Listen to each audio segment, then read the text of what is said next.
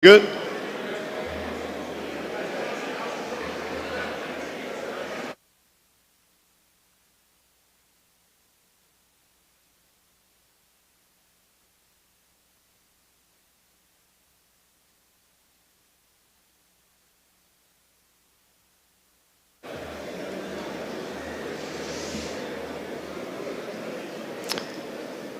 Good evening, ladies and gentlemen, football enthusiasts and honored guests.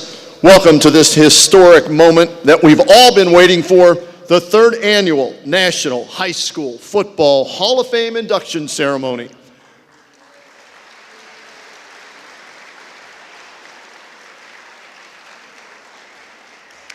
My name is Kenny Rhoda. I'm honored to be your host here tonight. We would like to welcome our distinguished guests, public officials, our enshrinees, and their families. But we start with a nice round of applause for the founder of the National High School Football Hall of Fame, former Harlem Clown and Harlem Globetrotter, 28-year professional career and 5-time Naismith Hall of Fame nominee, and 2019 American Basketball Hall of Famer. Give it up for Lamont Showboat Robinson.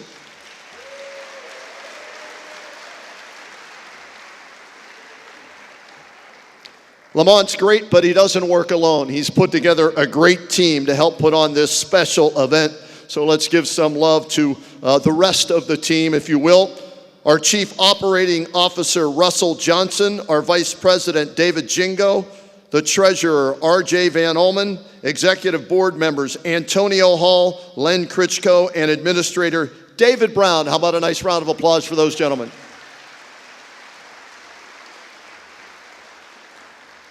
But right now, let's bring out, you ready for this? Everybody ready?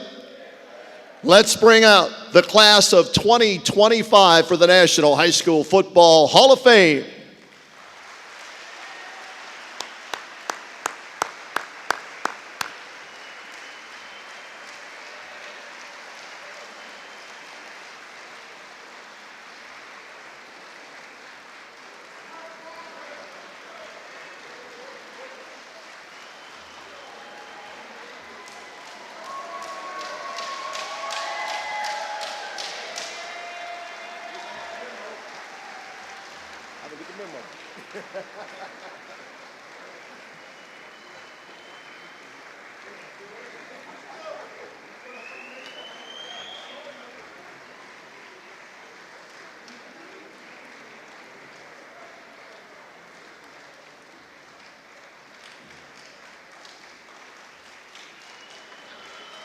How about this class, huh?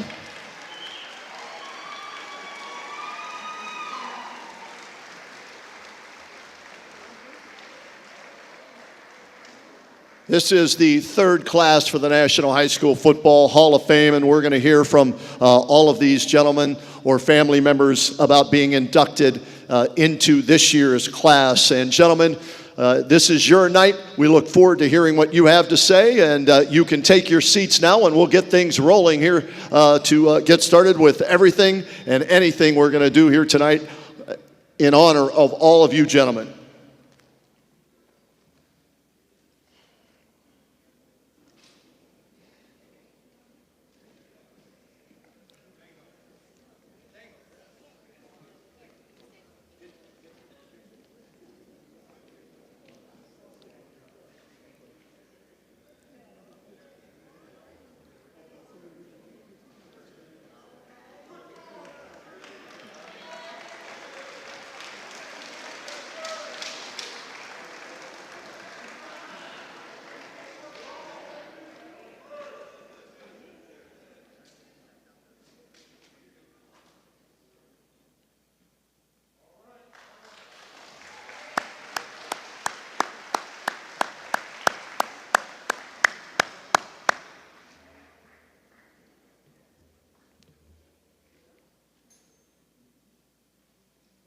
We've got the photos. All right, gentlemen, you can take your seats now, and we'll get started with the rest of the program here this evening.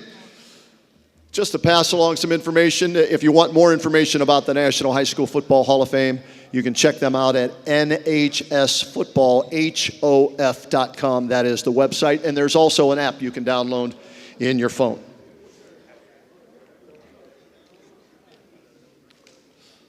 All right, as they get seated, tonight we gather here to celebrate the best of the best individuals who have left an indelible mark on the high school football landscape.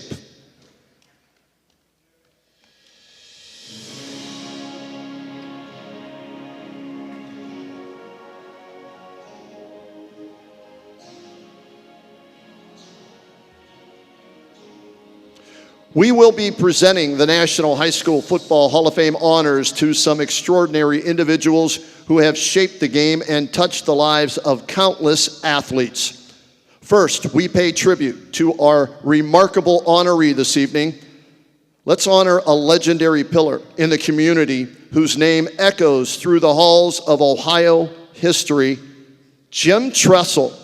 Jim has not only achieved greatness on the field, but also off of it, as he has been a mentor and role model for generations of young players. Tonight we present Jim with the Paul Brown Visionary Award. Jim couldn't be here this evening with us in person, but he did send this video.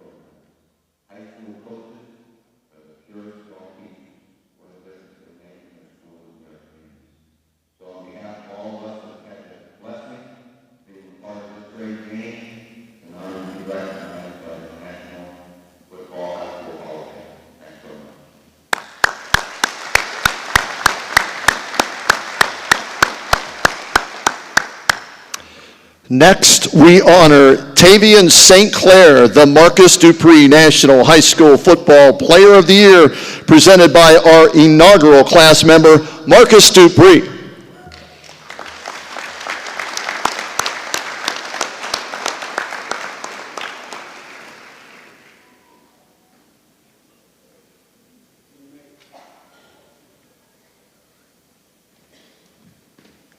Hey, Lamont, we got breaking news. Where you at? I might have flipped him over to Oklahoma. No, I'm just playing. It's an honor to stand up here before you today and tonight and honor my man, Tavian St. Clair, for the Marcus Dupree 2025 Player of the Year Award.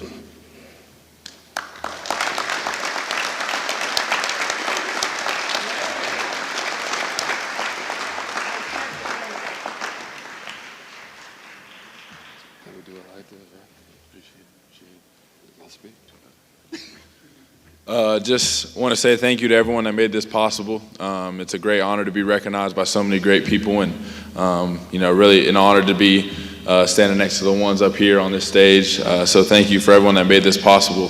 Thank you.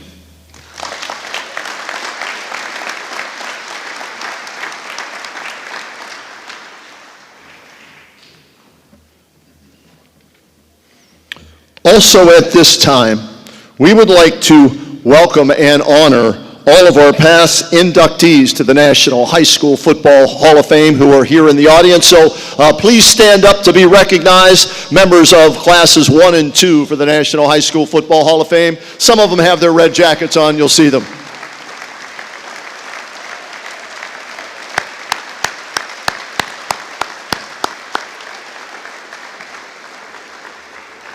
Great to see you all again, gentlemen. Tonight's celebration wouldn't be possible without the support of our incredible event partners, so a heartfelt thank you to our presenting sponsors, Independence Excavating, Freedom to Go, Transportation Services, Visit Canton, the Cleveland Browns, and the Hall of Fame Luncheon Club. And also thank you to our co-sponsors, Canton City Schools, Downtown Canton Partnership, Fedora Football, Snap Mobile, Q92, WOVU, WOBL, the Ohio Media School, Chick-fil-A, and Sam's Club. Your contribution has been instrumental in making this dream a reality. A nice round of applause, please, for all of our sponsors.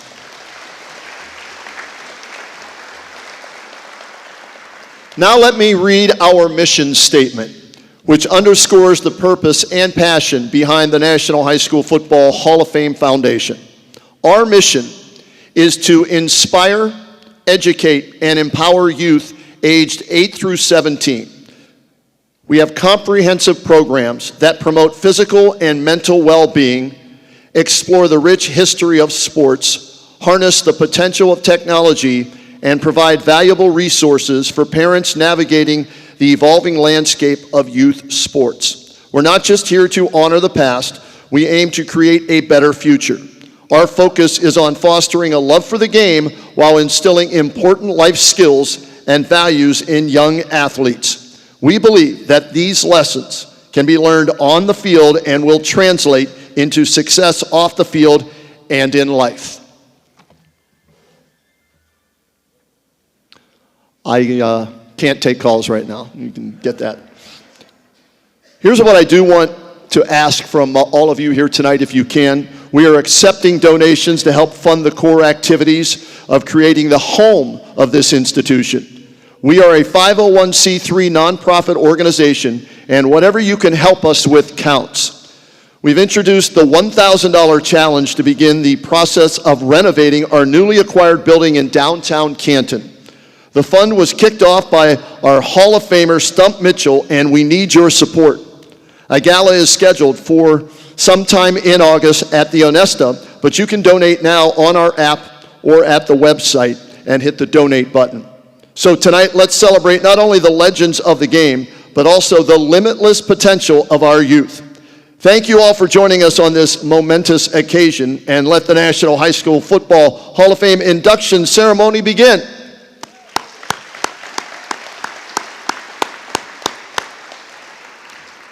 But before we start with this year's class, I want to bring up our Vice President, Dave Jengo, to say a few words. David?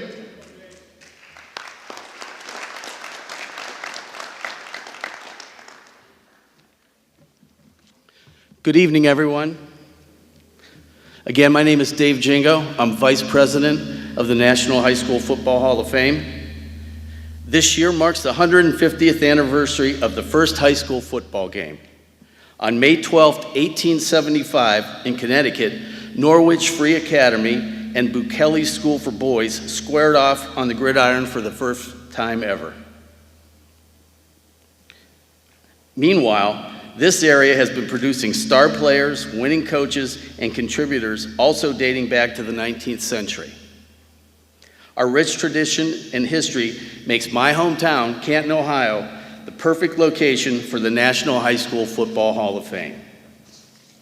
In 2023, this organization set a goal to find a permanent home for the Hall of Fame.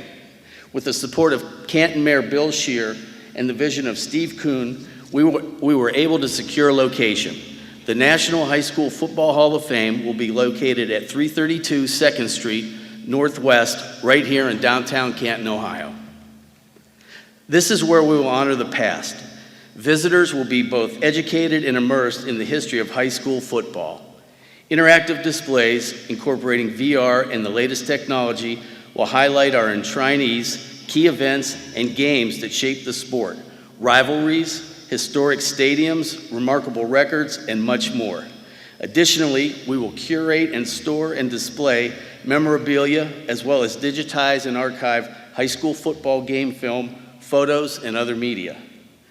Our purpose is not only to celebrate the past, but also to promote the growth of the game and to ensure that it continues to thrive. High school football can teach young student athletes So many life lessons. How to work as a team, how to trust others, how to weather adversity, how to get up when you get knocked down, how perseverance, dedication, consistency, and selflessness lead to triumph. Our Fostering the Future initiative is an entity dedicated to creating and implementing programs that tackle issues such as player safety, nutrition, mental health, injury recovery, integrating new technologies in education, navigating social media, fiscal comprehension, and NIL opportunities. The initiative intends to address broader social issues affecting our youth and communities such as addiction, food insecurity, crime, and violence. Our strategy to reach the community through the student athlete will benefit the entire school district and region, and it will affect all school districts in all regions around the nation. Knowledge gleaned from these programs will be integrated into the interactive displays, creating an even more impactful experience for our visitors. We are set to launch the Hall of Fame streaming network. Our talented creative team will generate original content featuring high school football, the Hall of Fame, and our Fostering the Future programs, resulting in both an entertaining and informative viewing experience. This content will be distributed through an app over various platforms.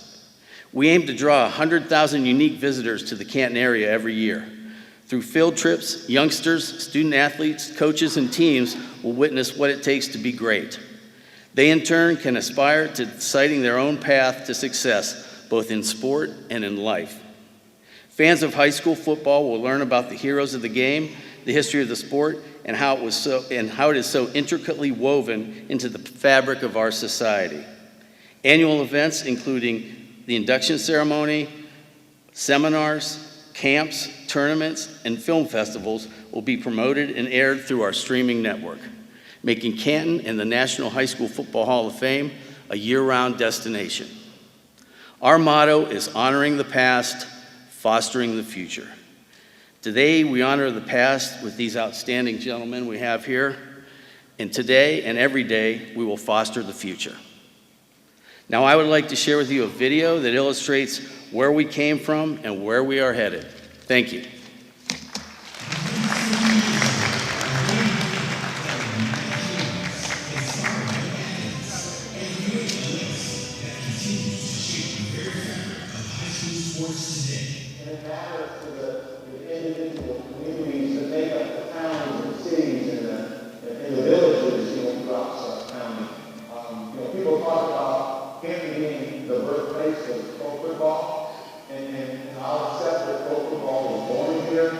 High school football lives here, and that's a huge difference, between where you were born and where you live. And it applies here. It matters to people, not just the participants. It matters to the student body. It matters to the booster club. It matters to the communities and the parents and the grandparents. It's important. It matters. This weekend, they conducted the National High School Football Hall of Fame in Ohio. Represented there, and also on the Pro Football Hall of Fame, so waiting on that invitation. I still want to raise the exceptional athletes, coaches, and contributors to high school football, fostering the growth of young talent and inspiring the next generation. I stopped playing high school football over 20 years ago. So to be here, you recognize my efforts way back in the 90s. Really such should say it's absolutely amazing. Not just players and coaches, the legacy that they have left behind is pretty cool. That's a big thing that, when you want to work with them, you get to see how everything that I think people actually are focused on how to do it. I think in the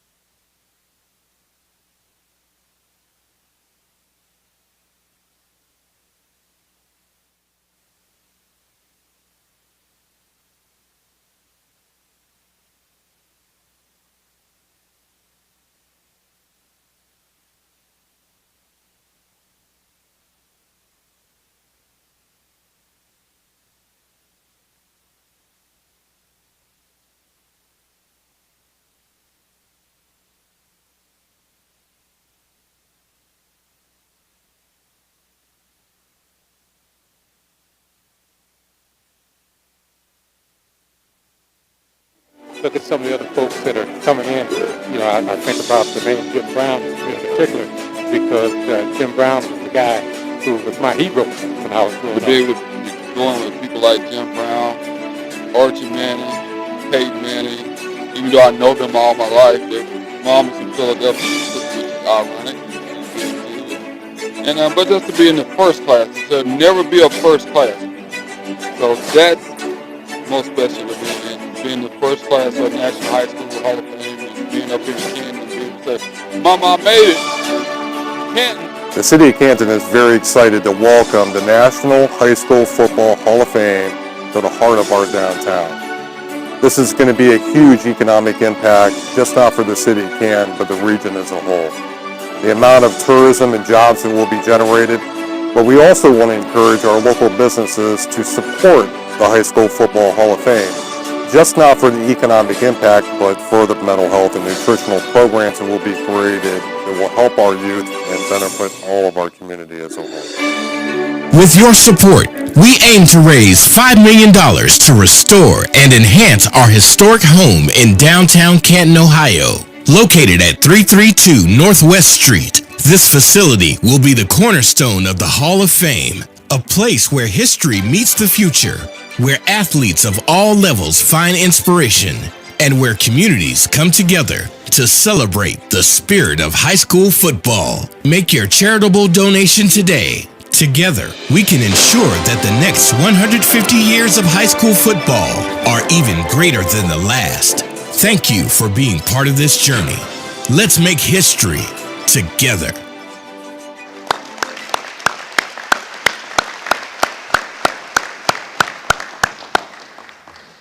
All right, it's time now to officially induct the class of 2025 for the National High School Football Hall of Fame.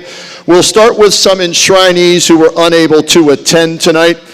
Earl Campbell, Troy Smith, Alan Iverson, Richard Dent, and Mike Vrabel. How about a nice round of applause for those gentlemen who had outstanding high school careers and beyond. All right, our first honoree tonight, Jim Thorpe. Jim Thorpe joined the Carlisle football team in 1907 under legendary coach Glenn Pop Warner.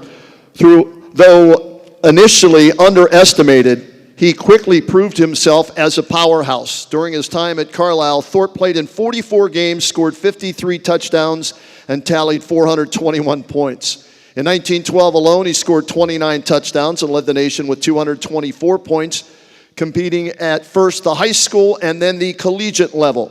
Thorpe's performances against powerhouse programs, most notably Harvard in 1911 when he scored all 18 of Carlisle's points in a shocking upset win, turned him into a national sensation. That same year, he was named a first-team All-American. In 1912, Thorpe led Carlisle to a 12-1-1 record, including a dominant victory over Army. After his amateur career, Thorpe helped lay the groundwork for professional football. In 1920, he became the first president of what would later become the National Football League.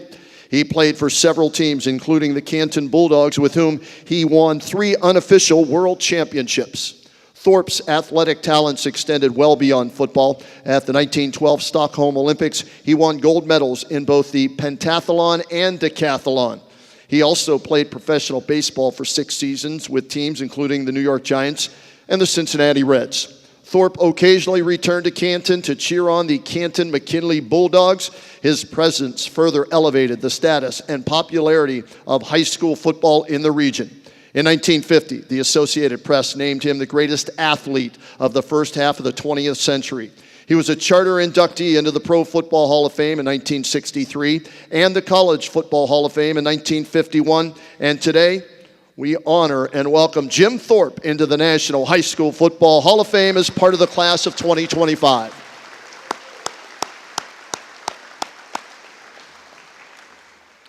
Next up, Bob Sebo, a 1954 graduate of Salem High School in Salem, Ohio, is a celebrated figure in athletics and philanthropy.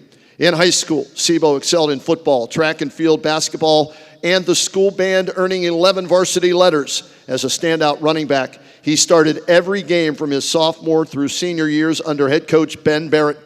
Despite an injury, he amassed 420 yards and 194 yards in his senior season. Sebo also excelled in track and field, winning medals in the 100, the 220, and the 180 low hurdles. After high school, Sebo attended Bowling Green State University, earning a Bachelor of Science in Business Administration and later an honorary doctorate in 2013. Sebo's commitment to athletics and education is evident. He has also supported community initiatives in his hometown of Salem, including improvements to the local football stadium, which now bears his name. Join me in welcoming Bob Sebo into the National High School Football Hall of Fame as part of the class of 2025.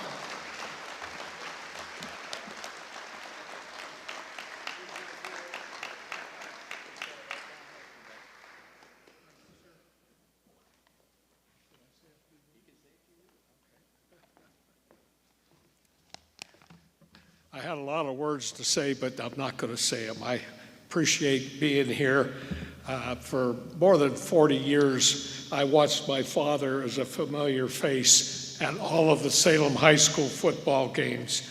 From the time I was growing up to today, I'm a big believer in high school football. It's the beginning of a whole new life for a whole lot of young men, and it's something that I will always cherish, and I particularly enjoyed having been able to be part of it. I particularly want to thank the folks that joined up with me, particularly those from Salem, Bowling Green, and the Mahoning Valley, who came here to share this moment with me tonight. I particularly appreciate coming a couple of my favorite head coaches. Doug Phillips, the head coach of Youngstown State University, is here, and also Eddie George of the Bowling Green State University Falcons. Thank you so much for being with me.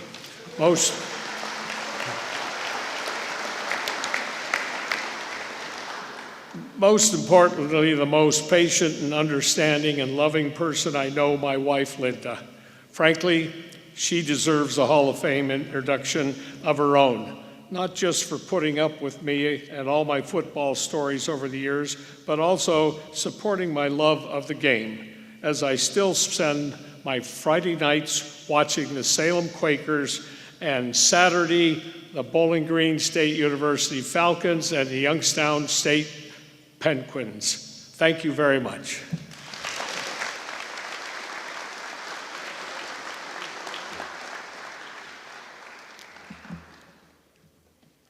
Our next honoree, Jim Render, a legendary figure in Pennsylvania high school football. He led Upper St. Clair High School for 40 years, building one of the most successful programs in WPIAL history. His coaching career spanned nearly 5 decades, starting with 2 seasons at Carrollton High School in Ohio and 7 years at Uniontown High School in Pennsylvania. In '79, he took over Upper St. Clair and remained until his retirement in 2019. During that time, his teams made 38 WPIAL playoff appearances, 23 conference championships, 5 WPIAL titles, and 2 PIAA state championships. With a record of 406, 141, and 6, he's the winningest coach in WPIAL history and 25th nationally in all-time high school coaching victories. Render's legacy is defined by his impressive record and the impact he's had on young men and the community of Upper St. Clair. Join me in welcoming Jim Render into the National High School Football Hall of Fame as part of the class of 2025.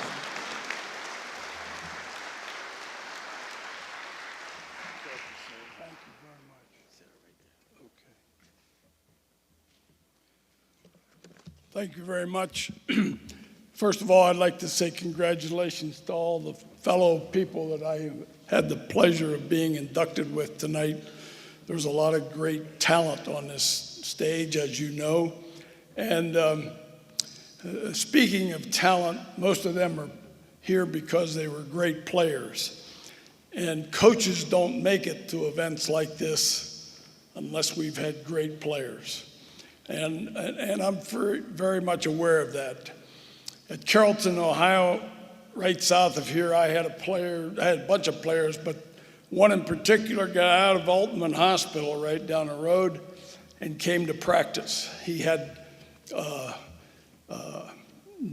shoulder or arm that was causing quite a lot of pain. But he got out of Altman and came right to practice. He now makes a living imitating Elvis Presley. In fact, he's got a show tonight, or he would have been here. For you Ohio State guys, he was mad because Woody didn't recruit him. He thought he should be Ohio State's fullback. And he went to Baldwin Wallace in both wrestling and football. And the quarterback on that Baldwin Wallace team was Jim Tressel. I had a player at Uniontown, Pennsylvania, by the name of Kevin McLee. Kevin was an African-American youngster who went to the University of Georgia and was the first African-American to be a captain in the Southeastern Conference. I went to Upper St. Clair, and I had a bevy of great players, one of which some of you will know by the name of Sean Lee, who was a captain for us at Upper St. Clair. He was a two-time captain at Penn State and a captain multiple years for the Dallas Cowboys. I point this stuff out because without those guys and a lot of players that were their teammates, old Jim wouldn't be here. I had another player by the name of Doug Whaley, who later, he was the player of the year in 1989 in Pennsylvania.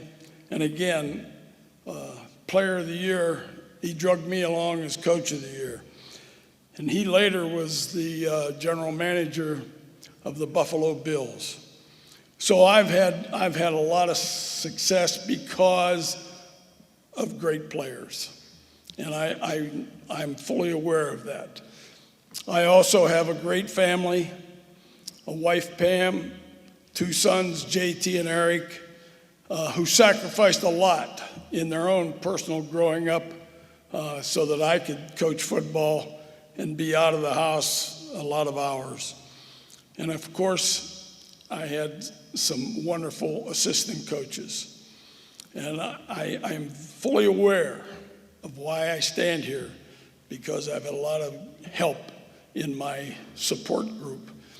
So thank you very much, Canton, and congrats again to all you guys. Thank you.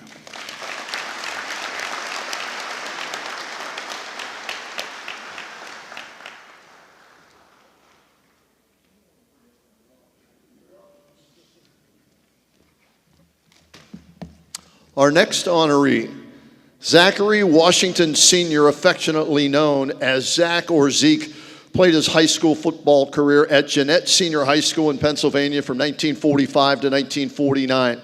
He excelled in basketball, baseball, and track, but football was his love. Zach started playing youth football in the 6th grade and continued playing until his military service interrupted his college career at the University of Wichita State. Zach was known to be lightning fast, accurate, and a brilliant ball handler. While playing running back and quarterback at Jeannette, Zach received numerous football awards, including first team WPIAL All-County Honors. Zach's legacy and impact on Western Pennsylvania high school football have withstood the test of time. When his two sons, George and Zach Jr., played football at his alma mater 35 years later, many of his football records remained intact.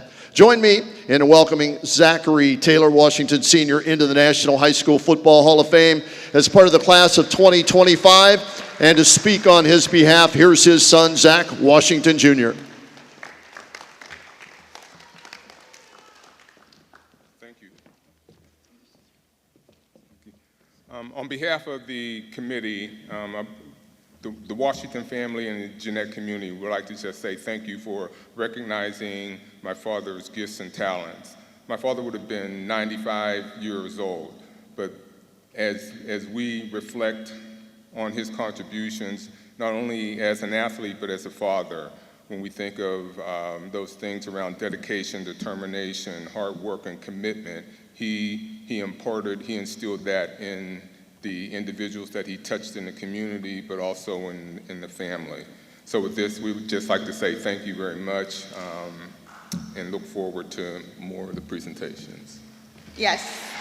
I would be remiss if I didn't say I know my father is extremely proud that he has his four children are here to celebrate him. What a special occasion, it's Father's Day. So as a strong believer, I just want to say thank you, Lamont, the committee, for this honor, for this opportunity, and congratulations to all those inducted.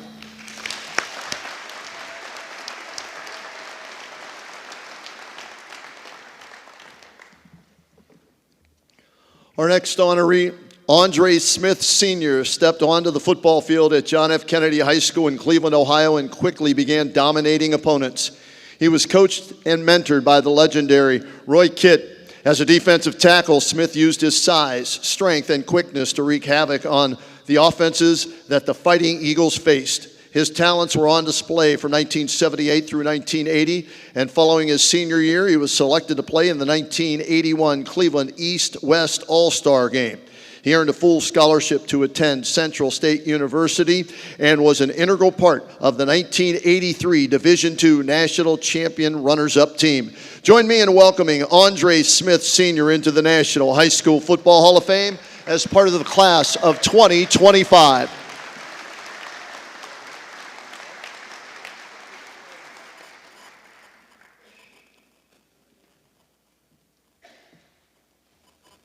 Good evening, everyone.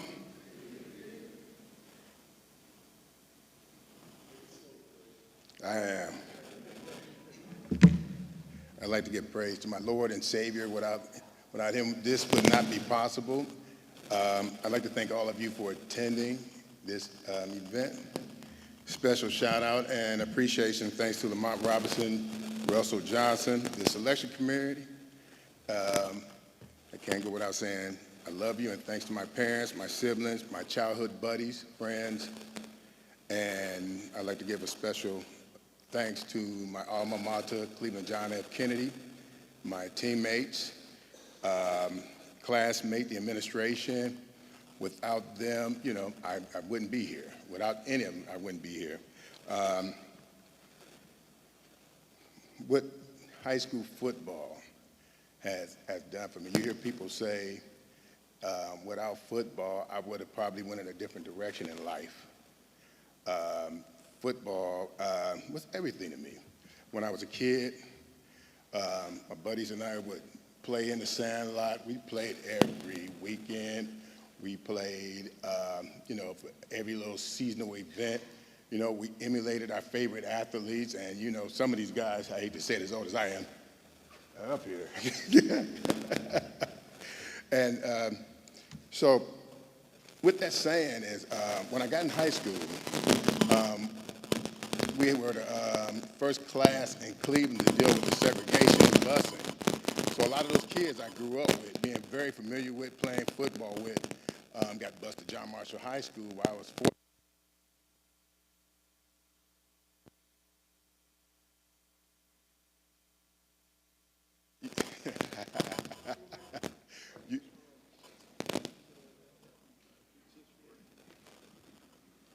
There we go. Just get a little closer to that. A little closer. Yeah, and so when I think about the busing, how it took a lot of my teammates who I played junior high school ball with away, anybody that knows football knows that high school, college football, to get kids in, to learn your system is very difficult. And so when you lose all the guys you played, in the sandlot with junior high school, and they leave to go elsewhere and you're dealing with other players, it's a game changer, and it's hard to pull all that together, but you do it. You manage it because if you got a good coaching staff, they know how to pull it together. And, it was a, I'm still emotional about it because a lot of guys who went to John Marshall didn't play. So I had a lot of athletes who were really good, who I felt was exceptional. They just didn't play because they didn't want to have those long days. Whereas myself, I was fortunate enough to stay home, play at John F. Kennedy, and like I said, played in the All-Star game, and eventually went to college and got a degree. So what I want to say is, for the kids in the future, I mean, a lot of these guys are my age and a little older. They know when it was their heyday how tough it was for, like I say, like basic book reports. You know, I had to go to the library and get books and stuff to do my reports. Typewriters and all the different stuff, how we've transitioned in life to computers. So for the kids of this future, you got everything at your advantage, at your fingertips. So if you don't utilize, I guess, AI, you know, you can learn positions, you can learn strategy schemes, you can look up this rich history of football and learn about players. If you don't have these kids take advantage of that, we're kind of lost. So what I would say is, hey, again, thank you for hearing me, and everybody have a blessed evening. And again, thank you, and I am honored to be among this class here. Thank you.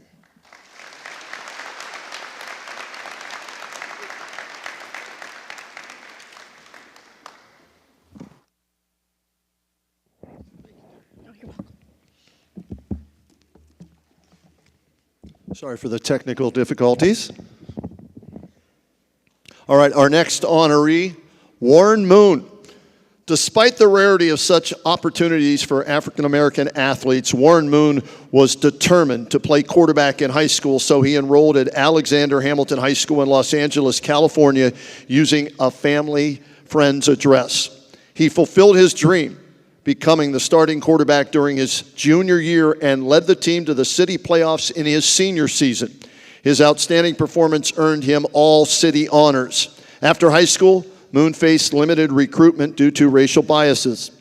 Undeterred, he chose West Los Angeles College, where he continued to excel as a quarterback. His standout performance led to a scholarship at the University of Washington, where he led the Huskies to a 1978 Rose Bowl victory and was named MVP. Moon's professional career began in the CFL with the Edmonton Eskimos, winning 5 consecutive Grey Cup championships. He later joined the NFL's Houston Oilers in 1984, starring for 10 years and 17 years total in the NFL, which led him to becoming the first ever undrafted quarterback inducted into the Pro Football Hall of Fame. Tonight, we welcome Warren Moon into the National High School Football Hall of Fame as part of the class of 2025. Warren could not be with us tonight, but he did send this video. Good evening, everyone. I first off would like to thank the National High School Hall of Fame for selecting me for this tremendous honor. There's no question this is one of the highest honors you can make as a high school football player. And I'd be remiss if I didn't congratulate the guys who are being selected with me and also the guys that have been selected prior to me. We're some of the best to ever play the game at the high school level, and we should all feel very proud of that. I also would like to thank some of the people that are involved in making me get to this level. You know, I had tremendous coaching, there's no question about it. I had amazing players to play with that made my job a lot easier along the way. And I also had loving and very supportive family and friends, which made the journey that much sweeter to be able to share it with others.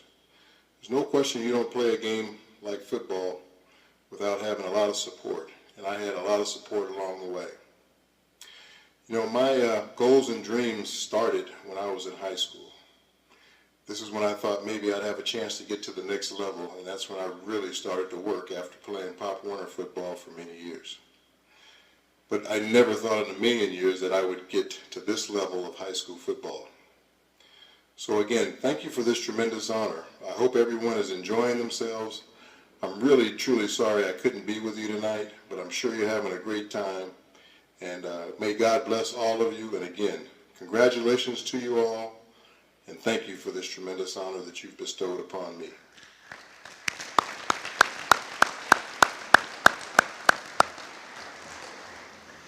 Our next honoree. Before Ben Harris built Alabama's dominant high school football dynasty, he was a standout quarterback at Alabama State University. He began coaching at Clayton High School in 1982 and later became an assistant coach at Baldwin County High School. In 1988, he took over Mattie T. Blunt High School, a struggling program overshadowed by rival Vigor High. Despite only 3 players attending his first spring practice, Harris led the Leopards to a win, an area title, and a playoff victory. He led them to 5 Class 5A state championships and finished as state runners-up 2 more times. Harris's contributions earned him numerous accolades, including the NFL High School Coach of the Year Award, the Alabama Football Coaches Association Lifetime Achievement Award, and the Lefty Anderson Service Through Coaches Award. His legacy is defined by leadership, excellence, and a relentless drive to uplift young men and communities through football. Join me in welcoming Coach Ben Harris into the National High School Football Hall of Fame as part of the class of 2025.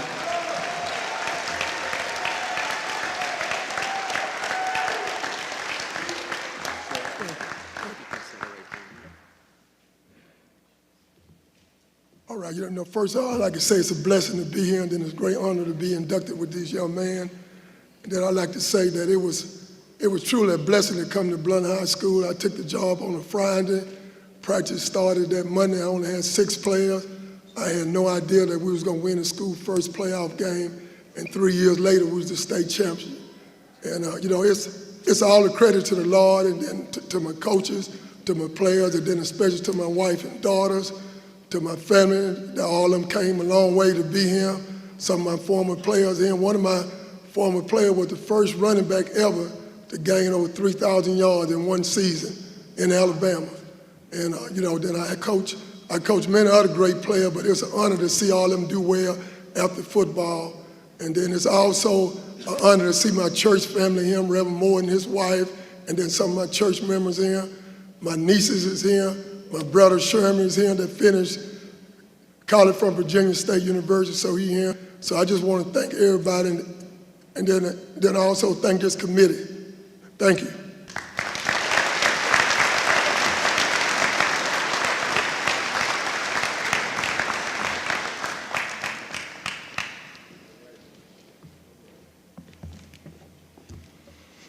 Our next honoree, Luke Fickle. Born in Columbus, Ohio, he began his football journey at St. Francis de Sales High School, where he emerged as a standout athlete in both football and wrestling. Despite starting football only in his junior year, Fickle quickly made an impact, earning first-team All-Ohio honors as a tight end. In his senior year, he transitioned to center, showcasing his versatility and team-first mentality.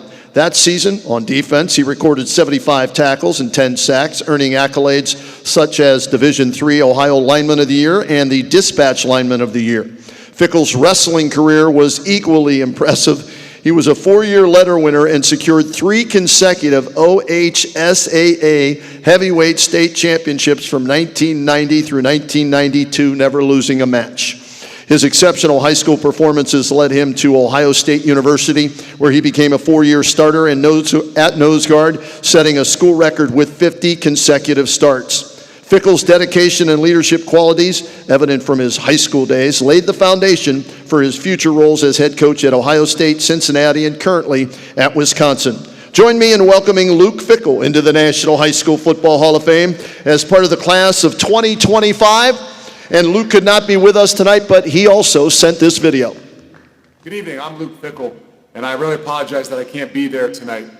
This is a really busy time, obviously, in college football, and doesn't allow for us to get away. But I want to make sure that I reiterate how grateful and how humbled I am to be a part of this Hall of Fame class. To look at the names that are on this list is unbelievable, and I don't take that lightly, and I really do appreciate everybody who had a part in this, who gave me this opportunity, who voted. This is a special, special thing, and like I said, I wish I could be there with you tonight. But unfortunately, with not being able to be there, I do want to reflect a little bit in the midst of saying thank you to so many, and recognize obviously all of our journeys are unique, especially in this game of football. But in how we got to where we were or where we are, everybody's, like I said, is unique and just like mine. And it began in 3rd grade, just like most people, Little League football, but to be honest with you, it really took a turn, I think, in the 6th grade when I had a coach named John Hicks, who was a NFL player, a Lombardi Award winner, he was 2nd in the Heisman. Mr. Hicks had an incredible impact on changing a little bit of my mindset of what big-time football really looked like.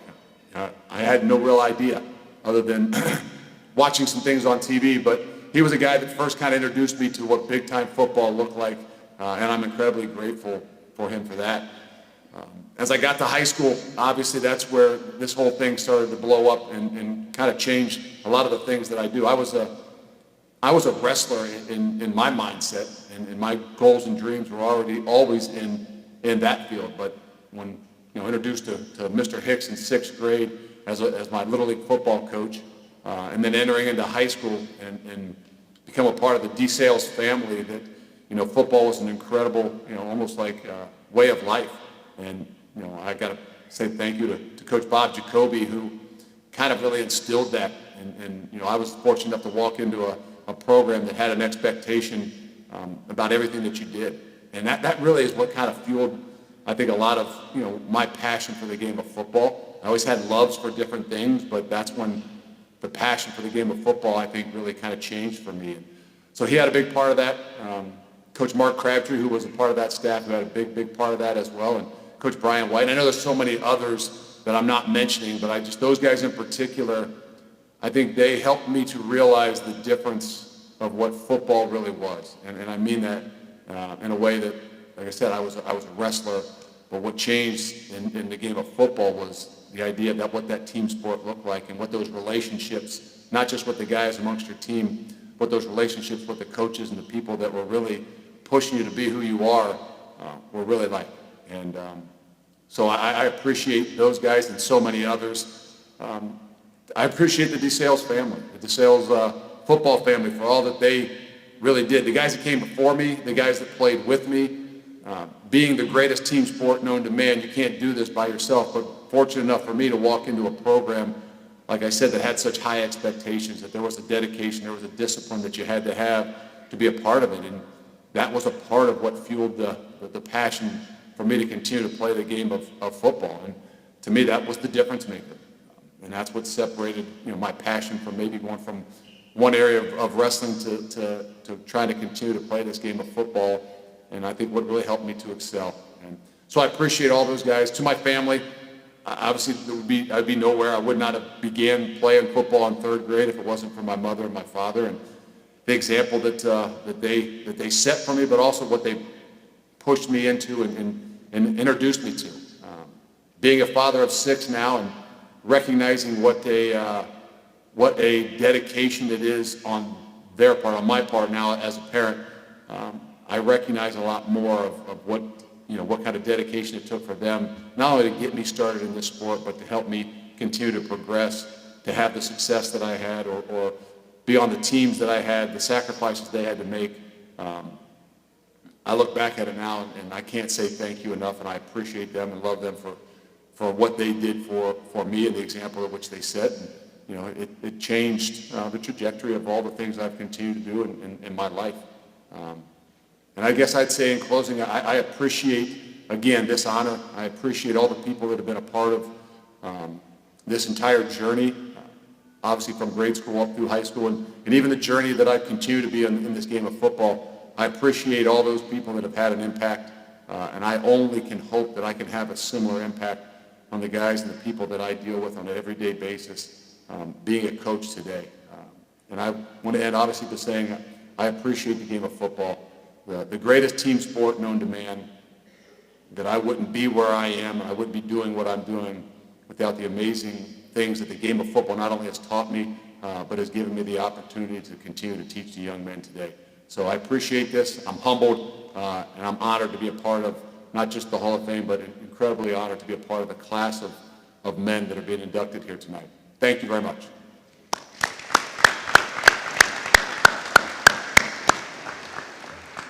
All right, our next honoree, Andre Coleman, a former professional football player and current coach, hails from Hermitage, Pennsylvania. He began his football journey at Hickory High School, where he played as a wide receiver and return specialist.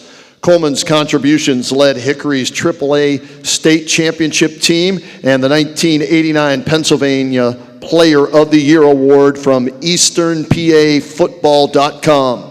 Coleman continued his excellence at Kansas State, earning All-American and First Team All-Big 8 honors. This success led to his selection in the third round of the '94 NFL Draft by the Chargers.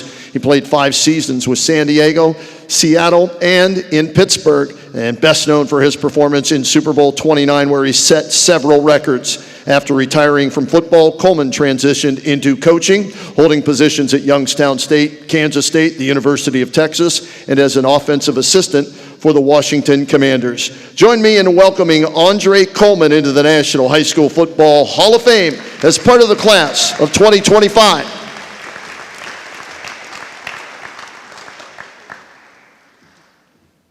How's everybody doing? It is an honor to be on the stage. You know, I want to thank Lamont and Russell for an amazing weekend so far. Appreciate the hospitality. It's been great. I want to congratulate the guys that I'm sharing the stage with. There's a lot of talented guys on this stage.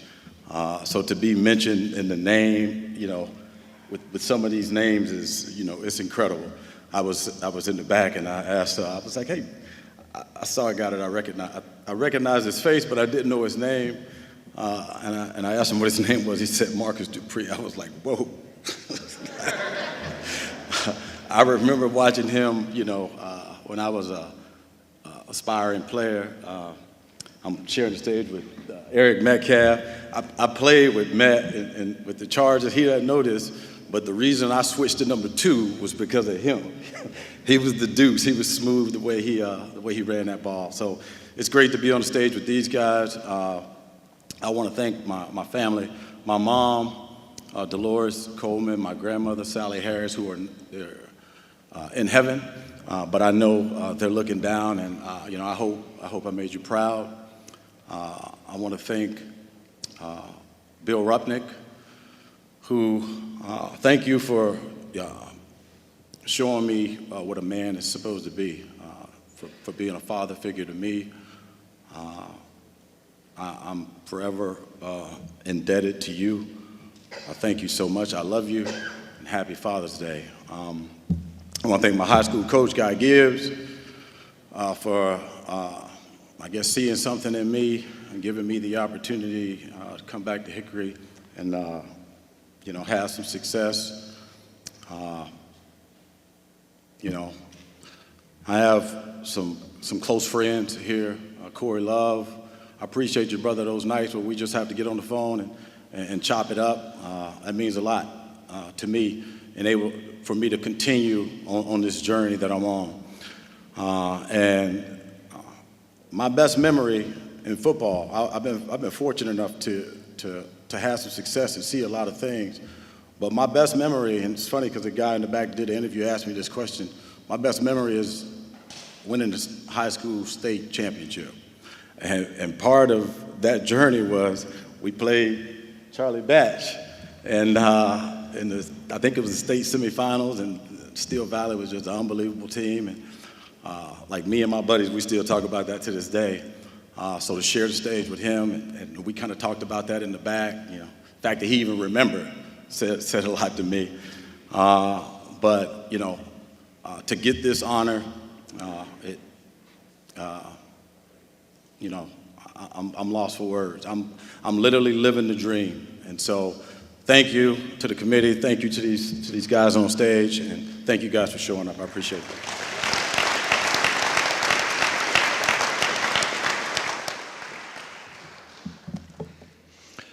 Our next honoree, Lewis Riddick. He began his football career at Penn Ridge High School in Perkasie, Pennsylvania. Thank you.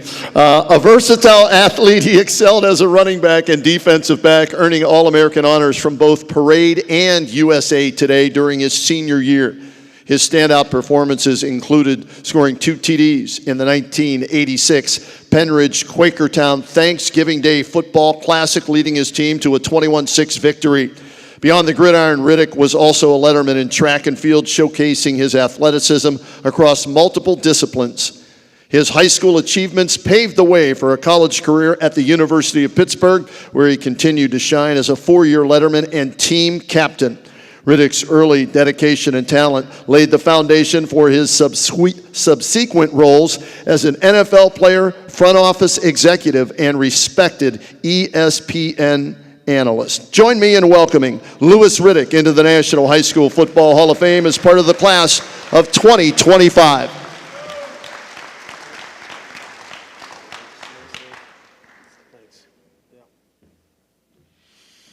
Good evening. Lamont, thank you, brother. Thank you for all the help. Starting this journey back in January, all the support you've given me, my family, getting everybody situated here tonight. You and your committee coming up with this just ridiculously fantastic group of honorees here in 2025. Look, there's guys here who I admire so much, who I'm fans of, not just as players. Some of them are former teammates. People just mentioned Eric Metcalf. This is a guy who I played against in college. We were teammates together at the Browns. Lorenzo White, Percy Snow, we were all there together at certain points in time. It's amazing when you get back around these guys. 30, 40 years could pass, and you just start talking like you were just in the locker room yesterday. That's what everybody here remembers. Now you're a part of this team, the 2025 National High School Football Hall of Fame class. What better team is there than that? Let me back up and just say thank you to my family who are here tonight, my wife Debbie, my son Darren, my daughter Lindsay, my sisters Donna and Brenda, my nephew Ian, my hero, my cousin Will Lewis, his wife Kimberly, my agent Jim Warnstein, now who represents me in media. Thank you all for taking the time and being here tonight. I want to say something special to my cousin Will, who was here. And the reason why I insisted on him being here is because I wouldn't be here if it wasn't for him. As a youngster growing up in southeastern Pennsylvania, he was the first in our family to make it to the professional level as an undrafted free agent out of Millersville University in central Pennsylvania in 1980 with the Seattle Seahawks. Every time he came back home, he always had time for me. He always listened to me. He always spent time with me. He always encouraged me. He always had time. Every time I saw him, I would ask him, do you think I'll be good enough? Do you think I'll be good enough? Do you think I'll be good enough? And he always was so reassuring and positive, and he's had an impact on my life at every single stage, including this one here. And I told him I wanted to thank him for that. I owe you more than I can ever tell you. It's funny the journey that all of us have been on and where it all starts. Going back to our Pop Warner and high school football days, since this is what this is about, the National High School Football Hall of Fame. High school is where you really do set the foundation for who you're going to be, not just as a football player, but as an individual. And it's in high school that you'll find out, why am I playing the game? And for me, it was simply because I loved everything about football. Everything. It's all I cared about. I was a great student. I could have went to school on a academic scholarship, but I loved everything about football, and it's all I cared about. It's all I wanted to be, was a football player, like my cousin, like my brother who played 10 years for the Buffalo Bills, like my other cousin Will's brother Tim Lewis, who was the 11th overall pick of the first round in 1983 by the Green Bay Packers. I just wanted to be like them. I wanted to be a football player. And in high school, it was just all about those Friday nights, the wet grass, the bands, the smell, the concession stands, running out and breaking through the paper that the cheerleaders were holding, hearing the band, looking for your mom and dad, looking for your girlfriend, looking at all the kids circling the stands and just not even paying attention to the game, but they were there at the game. I remember it because I used to go to those games when I was a kid, and I used to run around too. But the thing about it was, when all the other kids were playing tackle football behind the bleachers, I was the one standing there watching my cousin Will, watching my brother Rob, watching my cousin Tim, and just dreaming about when it was going to be my time to be out there on that field. And what eventually would it lead to? What could it lead to? Could it eventually lead to being included in something like this? There are guys here who have gone on to become tremendous, ridiculous level pros. I'll tell you something funny. I'm sitting backstage and I'm talking to the great Craig James, part of the Pony Express. Craig James, Eric Dickerson. You know, when I was in high school, I wrote a letter to the Los Angeles Rams asking for an autographed picture of Eric Dickerson. And I tacked it onto my wall. I even bought those ridiculous rec specs from the sporting goods store to try and emulate Eric Dickerson, and almost broke my damn nose because they didn't fit right. But I wanted to be Eric Dickerson. I've told Craig, I remember watching the Cotton Bowl in 1983, him and Eric and Lance McElhaney going up against my beloved Pitt Panthers. That's what this is all about, that brotherhood, these shared experiences. And to be able to talk about it in this kind of forum, it's just mind-boggling to me. And it's something I'll never forget. I don't care if it's the Pro Football Hall of Fame, College Football Hall of Fame, National High School Hall of Fame, your Hall of Fame at your local high school. This really means something, because I think what we all are and what we all value is being part of a teams. And that's probably why we all gravitated towards football. The brotherhood is strong. It's real. I feel it. Being amongst these guys, and I don't even know half of them, but I can still feel it. And it's why working at ESPN now and being able to go out and cover teams and talk to players and talk to coaches, I'm going to retire doing that because I don't want to do anything else. I just want to be a part of a team. And that's what it's all about. Lamont, thank you for starting the process of getting me on this team. Thank you to the rest of my teammates. You guys are freaking studs. Steve Atwater, I'm still sitting there looking at you going, that's a big safety over there. I thought I was a big safety. That's a big safety. I can't wait to hear what Steve Atwater says. Remember, Steve Atwater flipped Christian Okoye on his head. Remember that. It's still like NFL legendary stuff. But just thank you. Give all these guys your attention. They deserve it. I'm fans of all of them. Thank all of you for being here. And thank you for giving me some time to talk to you tonight. Thanks.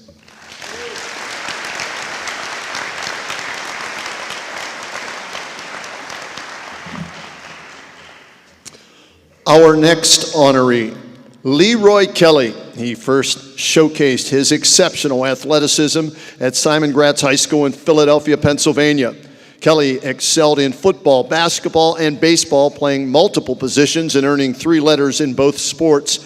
He was recognized as the district's all-quarterback and shortstop. Kelly led the football team as a captain and was voted the most outstanding athlete in his graduating class. His coach secured him a partial scholarship to Morgan State College in Baltimore, Maryland. At Morgan State, Kelly transitioned from quarterback to running back and continued to have success. His collegiate success then led to a professional career with the Cleveland Browns, where he became a 6-time Pro Bowler and was inducted into the Pro Football Hall of Fame in 1994. Today, we welcome Leroy Kelly into the National High School Football Hall of Fame as part of the class of 2025. And here speaking on his behalf is his daughter, Felicia, and his son, David.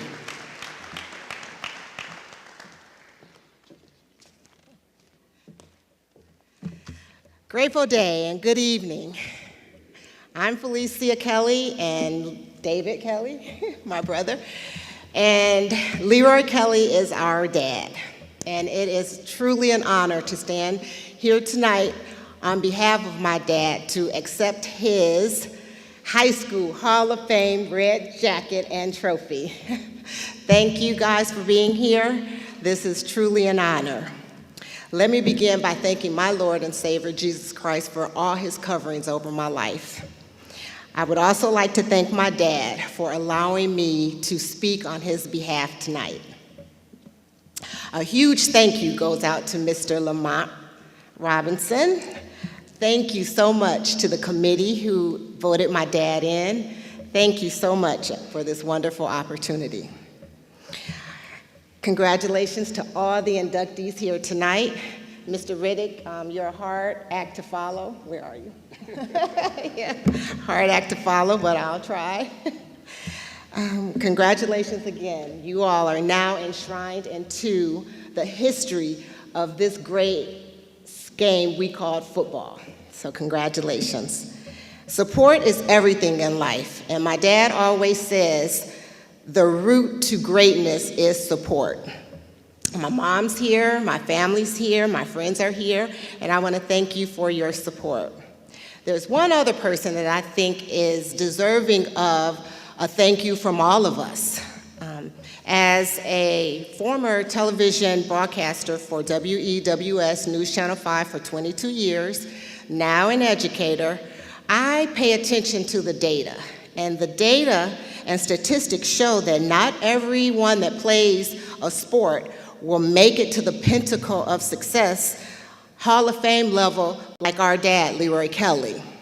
But now we have the National High School Football Hall of Fame. And it's so wonderful to know that students that play the game of football now can be recognized on a national level for playing high school football on Friday nights under the lights. So I think we all should give a round of applause to the man that made this possible, Mr. Lamont Robinson.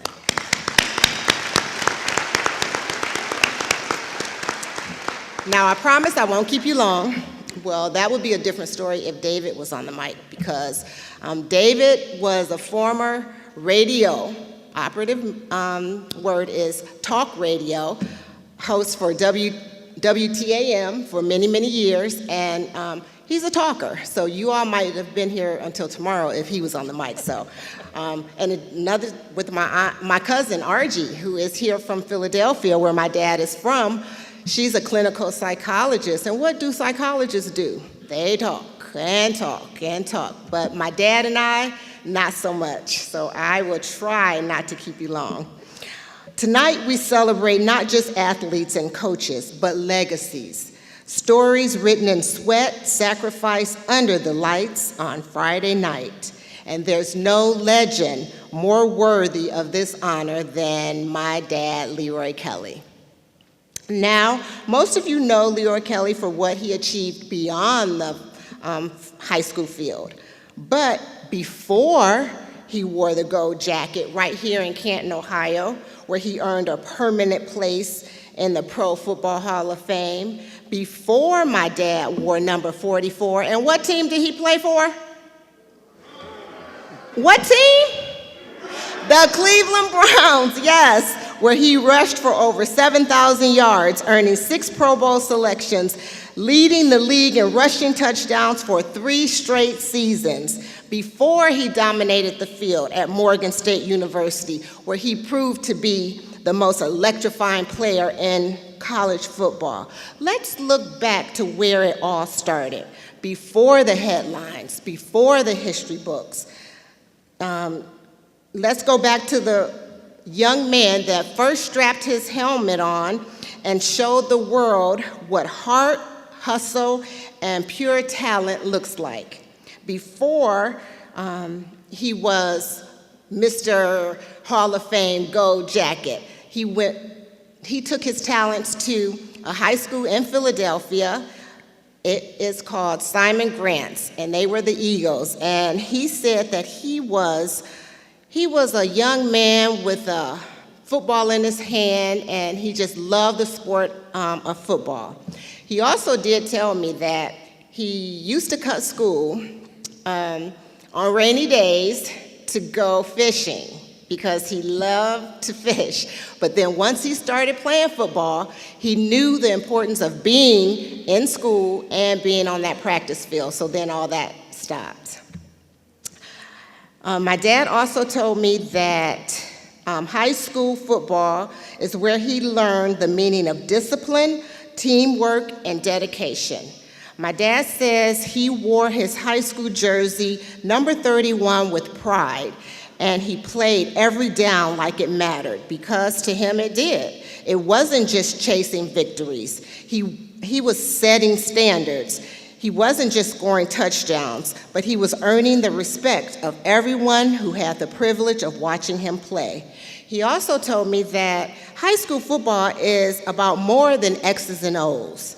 It's where you learn to lead, to fight through adversity, pushing through when you're tired, getting up when you've been knocked down, and lifting others as you climb. These lessons just don't fade with time. They become the foundation of everything that follows. So my dad, our dad, also had a very high regard for and gives credit to the people that helped him along the way. He really appreciated the help that his head coach in high school, Coach D, gave him. He advocated for our dad. He called university after university to make sure that my dad had an opportunity to go to college. My dad does not forget where he comes from and where it all began.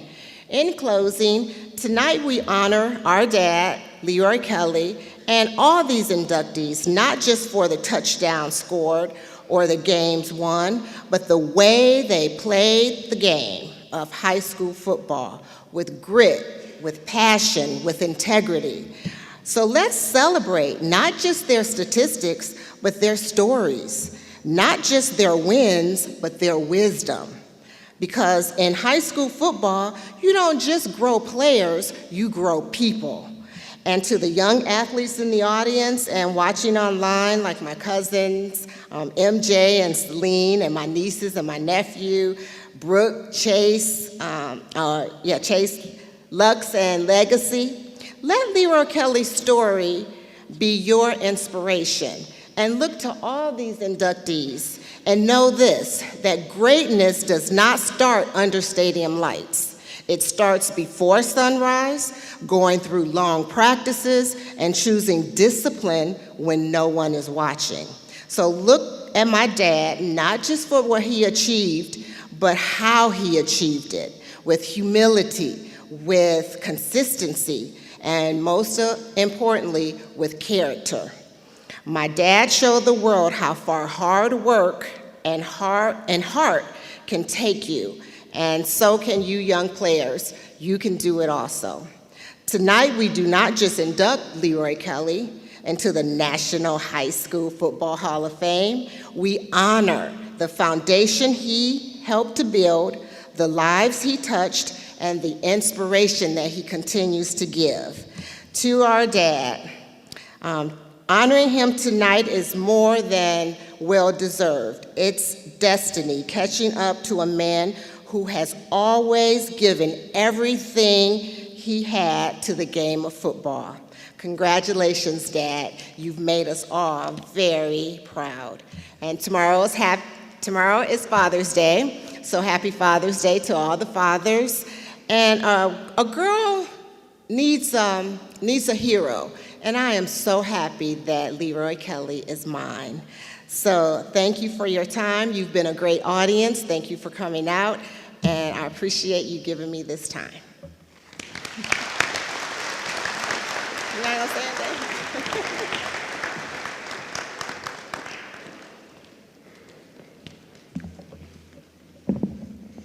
Our next honoree is Mickey Sullivan, a revered figure in Virginia high school football. He's best known for his transformative leadership at Fork Union Military Academy, FUMA. He served as a head prep football coach and AD for a distinguished 4-decade career. Sullivan graduated from FUMA in 1967 and attended East Tennessee State University on a football scholarship, but he returned to FUMA in 1975, initially serving in various coaching roles. After a brief hiatus, he resumed as head prep football coach, compiling a record of 200, 118, and 3, winning 8 Virginia Independent Schools Athletic Association state championships, and was named Coach of the Year 9 times. Sullivan also played a pivotal role in founding the Virginia Independent School Football Association, which later integrated into the VISAA. In 2022, former NFL running back and Heisman Trophy winner and Hall of Fame inductee here, Eddie George, a FUMA alumnus, established the H.M. Sullivan Chair of Excellence for Prep Football to honor his enduring impact. Join me in welcoming Mickey Sullivan into the National High School Football Hall of Fame as part of the class for 2025.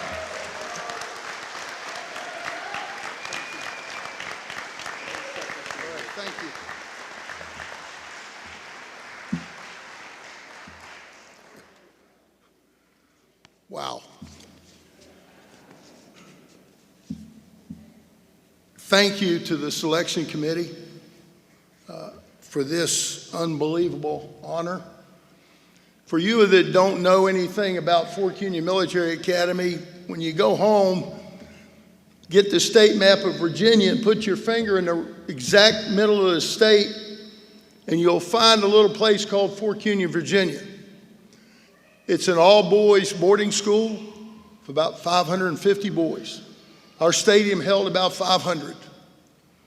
For me to be here, to be on this dais with these people, guys, I used to read about you when I was coaching in the old USA Today sports section about the different states when you all were playing high school football. So I know about a lot of you. I'm from West Virginia, so I know about you, Tim.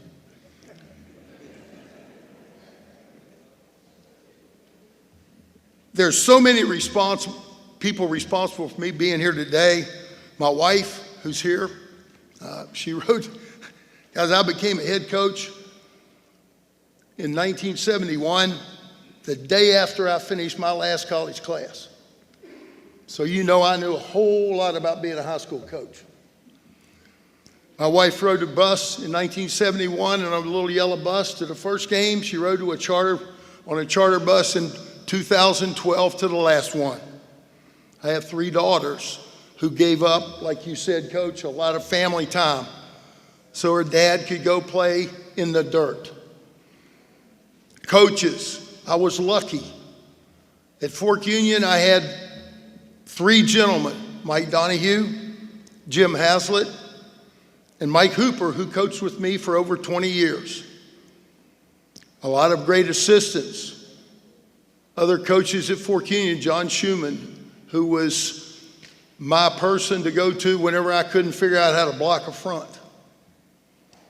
Fred Hardy, who was the track coach, who helped us start our little Southeastern Conference football track team. Guys, I was blessed to be able to do what I wanted to do, where I wanted to do it, and be successful at what I did. The good Lord blessed me with more blessings than could ever be talked about tonight. I was able to be the head coach of the high school I graduated from, work for my high school coaches when I first started, which was an unbelievable education. But once again, gentlemen, it is very much an honor to be included with you all in this group. And in closing, I want to thank everyone who's responsible for me being here today. One of the things I'm going to do, and I'm going to say, in coaching on the high school level, I have always believed it was not about the wins and losses in the newspaper and on the field that indicated our success. There are a lot of great high school coaches that nobody knows about because they haven't won a lot of games.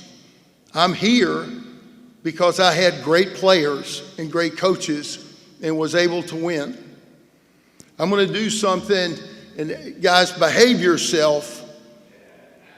There's a bunch of guys that drove from Colorado, from Tennessee, from all over the country to come here today. A few of them I have not seen since they graduated from high school. Would all my former players and coaches please stand up for just a minute?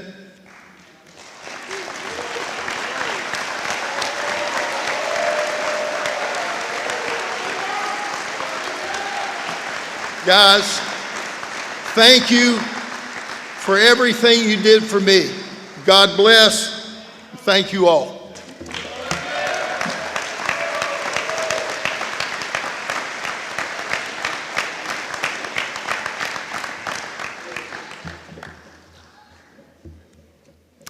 Our next honoree, Donnell Thompson, excelled as a standout football player at Lumberton High School in the 1970s. He earned All-Conference, All-State, and Adidas High School All-American honors as a defensive end and fullback. His performance led him to the Shrine Bowl of the Carolinas in 1976. Thompson's success continued at the University of North Carolina at Chapel Hill, where he played on the Tar Heels' formidable defensive line with future Hall of Famer Lawrence Taylor.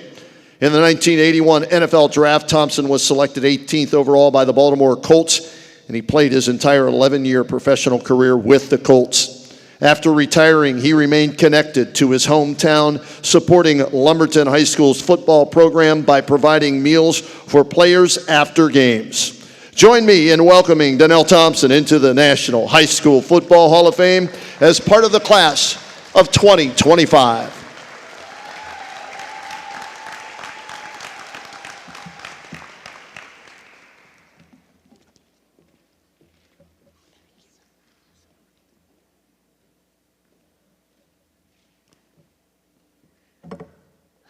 Thank you so much. It's a privilege for me and our children and grandchildren, which I'm going to ask to stand. They're 15 strong, so I won't go through names. But it's a privilege for us to be here to represent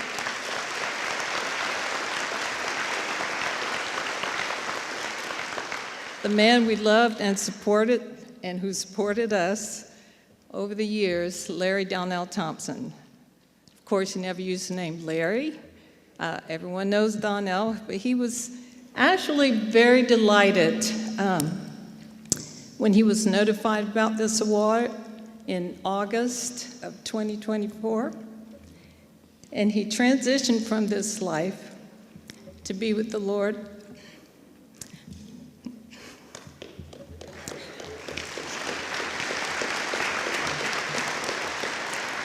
On September 17, 2024. It was shocking for our family. We're still recovering, but we're good. Donnell was a leader. He was built for the game of football. At the age of 16, this guy was 6'5", weighed 185 pounds, and wore a size 16 shoe. And if you can imagine, he had 3 other brothers, and they all had similar builds. His mother, you know, you have to give her praise for what all she did to try to get them fed. But he was committed to the game. He had the abilities and the training which served him well as he moved on to the University of North Carolina to play football. He was affectionately called Foots, had a very successful career there, and he served over a decade in the NFL. Primarily with the Colts in Baltimore, then to Indianapolis. He loved the game. He was a leader. It's called Captain. One of his players, Harvey Armstrong's in the audience. Thank you, Harvey, for all that you've done to support. And we want to thank the National High School Football Association for acknowledging his accomplishments. It's an honor for us to receive this award on his behalf. And I'm very grateful, I'm very thankful. Thank you so much.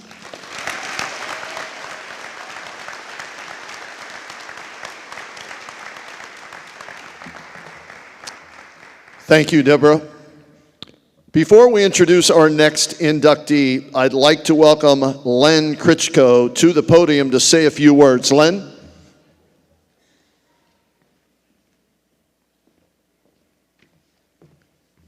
Good evening, everyone. It's a great honor to be here tonight, but most importantly, to honor these great guys that are sitting behind me. Tonight, as you've heard a couple of times about the new facility that they've acquired in downtown Canton. And Russell, I don't know if you could put that graphic up again of the new home of the National High School Football Hall of Fame. But it's going to take a lot in the future to open the facility the way the organization really wants to open it, and to honor 150 years of football. We want to open it as a first-class operation. To do that, we need to raise $5 million. And I think you've heard it time and time again about the $5 million. This fall, They're going to kick it off on August 12th. Everyone should have received a flyer in your program. They're asking for 100 donors to step forward with a $1,000 contribution.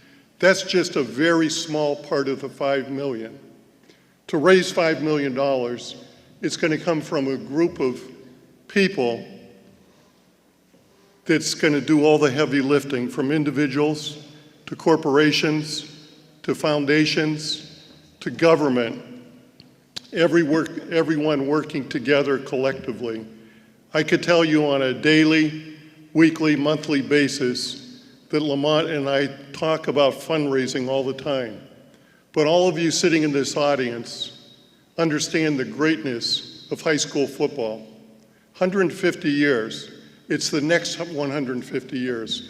But to honor these gentlemen that are sitting behind us, and for those that have passed on, their tradition has to live.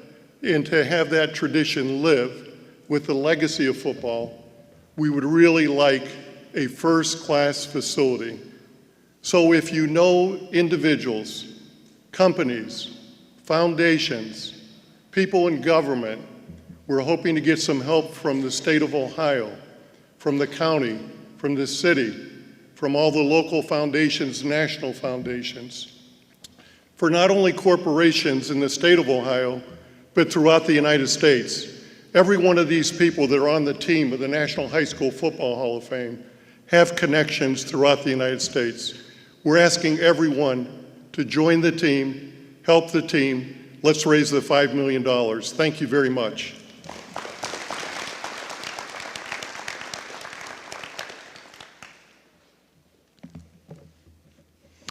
Our next honoree, Virgil Walker, is a distinguished alumnus of the highly acclaimed East Technical High School in Cleveland, Ohio, where he was a standout football player from 1971 through 1973. Under the leadership of head coach Edward Merchant, a protege of the legendary Ara Parseghian of Notre Dame, Walker developed into a formidable force on the gridiron. Playing offensive tackle and defensive tackle, as well as nose tackle, Walker was known for his power, versatility, and leadership on the field. His senior year was particularly exceptional, earning him several honors that recognized his dominance on defense. He was named the team's most valuable defensive lineman and was selected to the Colin Post All-Scholastic All-Star team. Walker received a scholarship to continue his education and football career at Kentucky State University.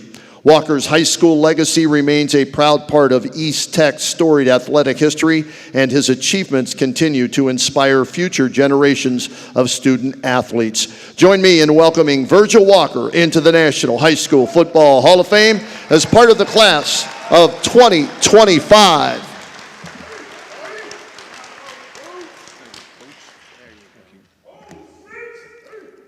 Oh, 06.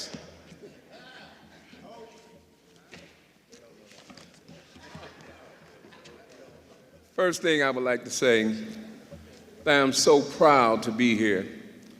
I want to thank this great organization for selecting me, Lamont, and all that made this possible.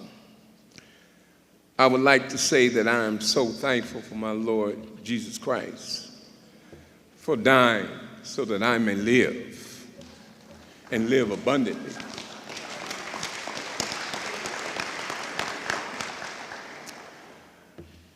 I would like to say that when we look at this journey that we take, the doors that are open for us, we didn't open. There are people that has come before us that has made all of this possible. So I would like to thank those that we have not seen, but they are there for making this possible. Now, my journey started in the inner city of Cleveland, 36 and Woodland, where a lot of people think you can't make it from there. But there's no such thing as can't. When you have faith, when you have love. Love can move a mountain, but you must have faith. Now, in my life, There's many people, but in particular, there's a woman by the name of Josephine Walker. Barbara Jean Walker. My father died when I was a year old. But those two ladies became my first football coach. They made me responsible. They didn't mind beating the hell out of me. I know they can go to jail for that now, but they would say, the hell with jail. You're getting beat. Well, what I found out was that it saved me. It saved me from everything that was around me. Had a curfew, had to come in. Had this, had to go to church. But it made me responsible. Made me learn about Jesus Christ. Made me learn about other things other than Jesus Christ that was wrong. So with that, I took this with me in life. When I went to East Technical High School, home of champions, yes, it was a home of champions, it was a home of basketball champions, but every basketball played football. Every basketball player played football. But I had a coach by the name of Ed Merchant. Ed Merchant played at Miami of Ohio. I had a coach by the name of Ike Smith. He played at Northwestern under Air Parsegian. I had a coach by the name of Greg Knackley, played at Ball and Wallace. I had a coach by the name of Coach Raph Chabert, played at St. Francis.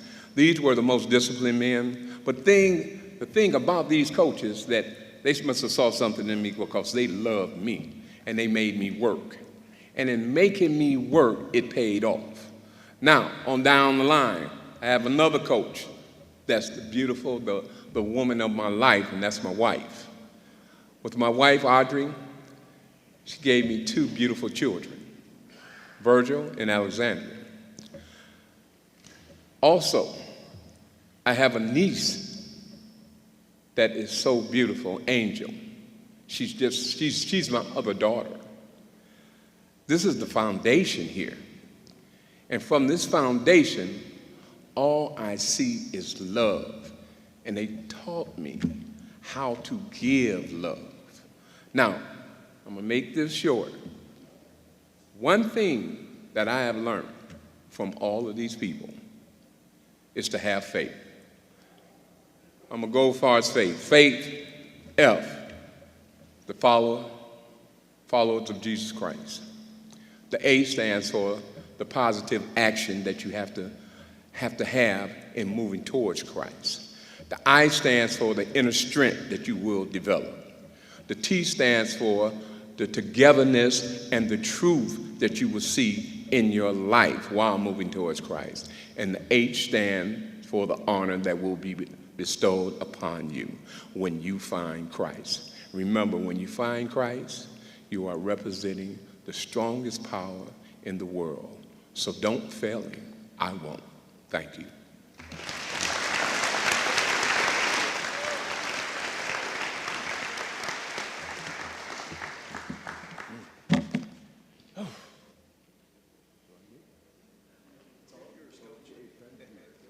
Well earned.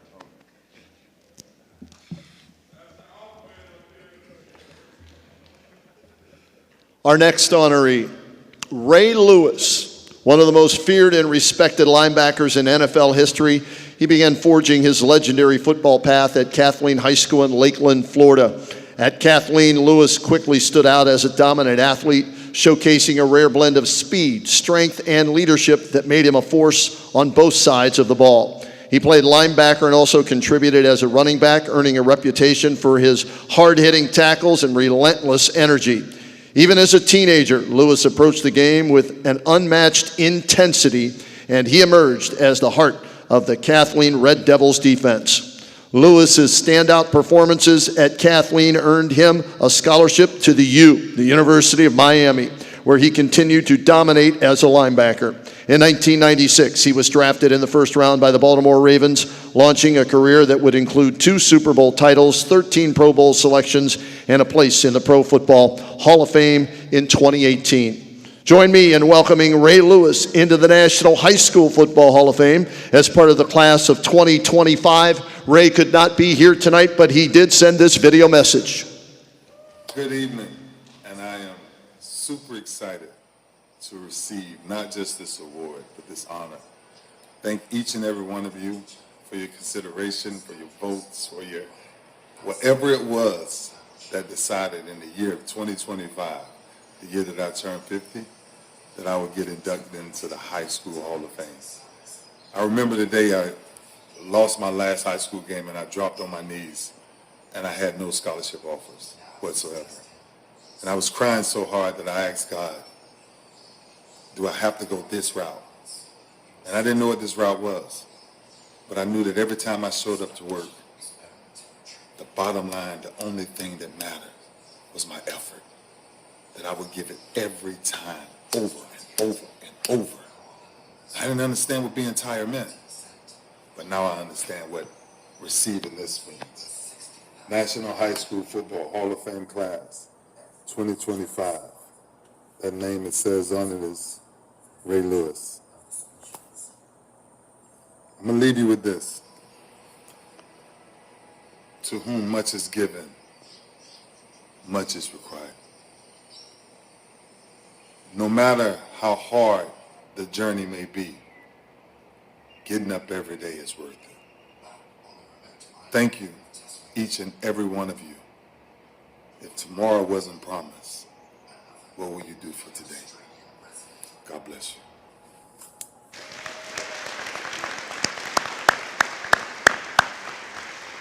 All right, at this time, I've been told we're going to take a 10-minute intermission. So you are on the clock right now. We'll make it 12.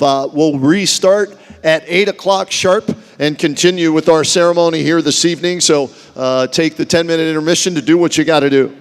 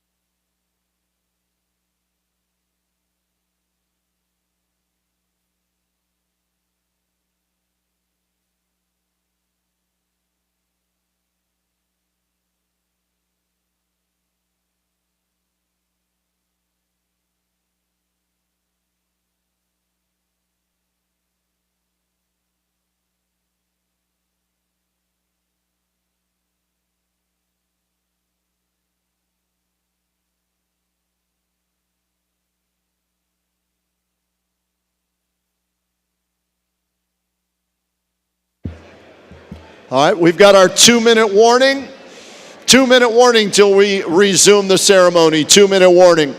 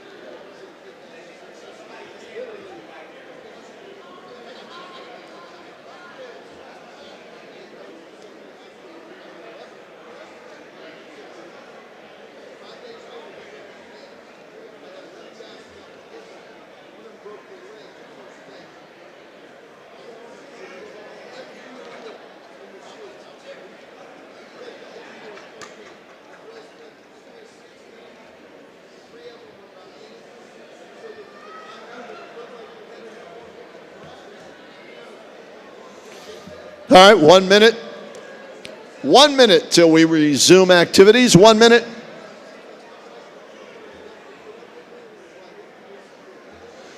If we could get all of our players back up here on the stage, players, coaches, family members, back up on the stage, please. Thank you.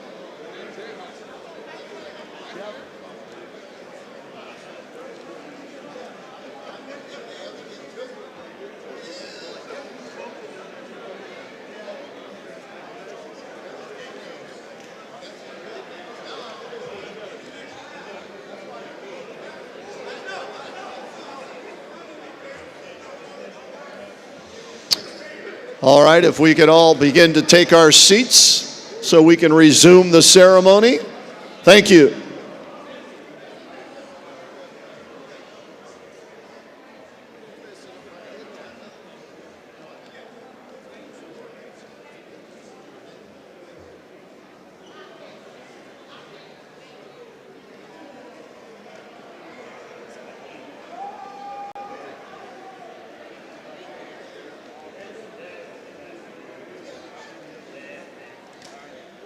Lewis, outstanding.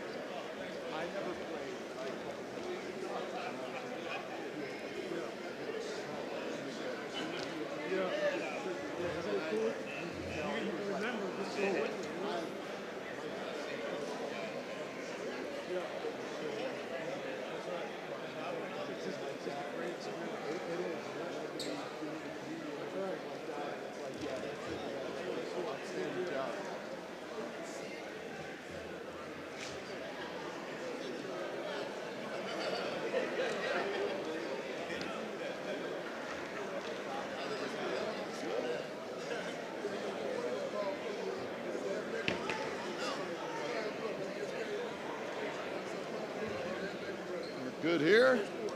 We're good there. All right, we're going to get started and resume the ceremony. And we will do so with a couple of individuals that are part of this 2025 class. Frank Minifield is part of this class. Unfortunately, Frank unable to be here tonight, but his partner in crime with the Browns, Hanford Dixon is going in as well, so Hanford can say a few things about Mighty Minnie as part of this 2025 class. And also Ken Hall, unfortunately passed away earlier this year and was included in this year's class from 1950 to 53, was part of the Sugarland Express and had an amazing high school career, so we accept this award in his honor here this evening. All right, our next honoree, Jeff Herron, is a legendary figure who had success across multiple programs. Herron secured his first head coaching position at Walton High School in 1989, followed by stops at Cedar Shoals and Wheeler High School. Taking over a struggling program, Herron led Oconee County to a perfect 15-0 season and the Class 3A state championship in '99, the school's first and only state title. Herron's most notable tenure was at Camden County High School, where he transformed the Wildcats into a dominant force. During his first stint, he went 154-18, won 3 Class 5A state championships, and set a state record with 58 straight regular season victories. Over a 32-year head coaching career, he amassed an impressive 334-69 record, including 309 victories in Georgia. He is uniquely distinguished as the only coach in Georgia to secure state championships at 3 different schools. Join me in welcoming Jeff Herron into the National High School Football Hall of Fame as part of the class of 2025.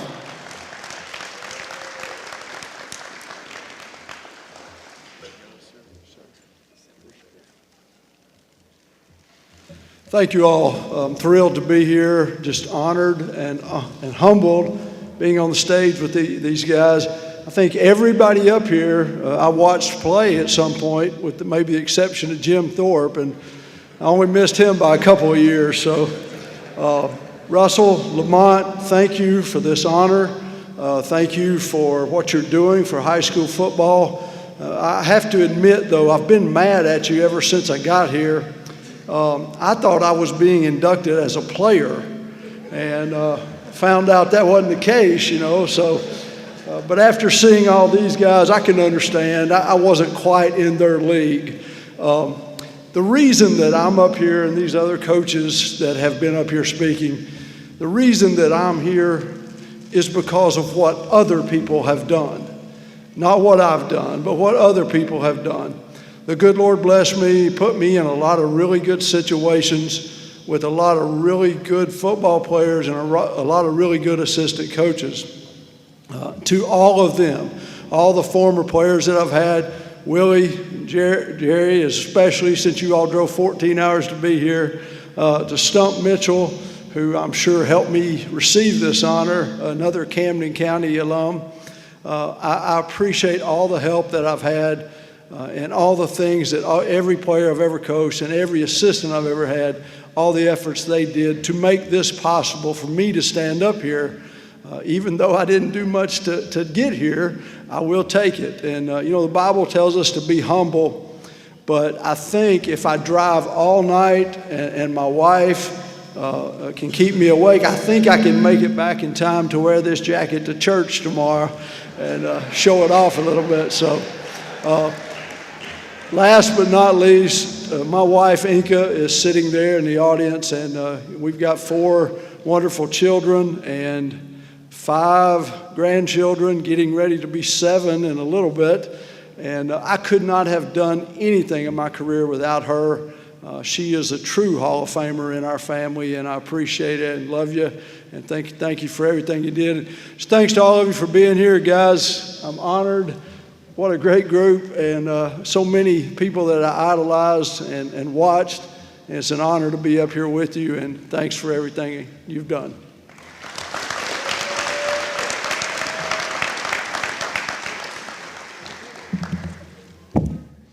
Our next honoree, Wallace Wally Triplett, a pioneer figure in American football history. He excelled as a multi-sport athlete at Cheltenham High School in Pennsylvania, but really stood out on the football field.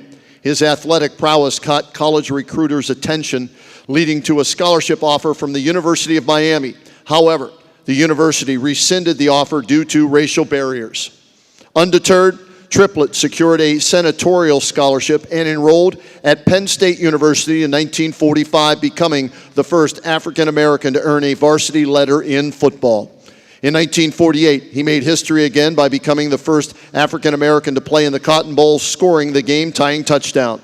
Triplett's professional career began when he was selected by the Lions in the '49 NFL Draft, becoming the first African American draftee to play in a regular season NFL game. In 1950, he set a league record with 294 kickoff return yards, including a 97-yard touchdown, which stood for 44 years. Join me in welcoming Wallace Wally Triplett into the National High School Football Hall of Fame as part of the class of 2025, and speaking on his behalf is Nancy Triplett Edmonds.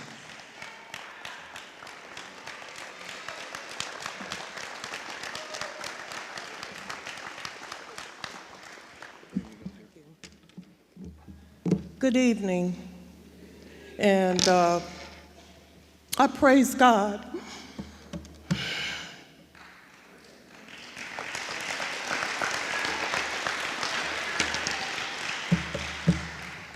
My dad is a humble man, and I just want to ask his legacy to stand.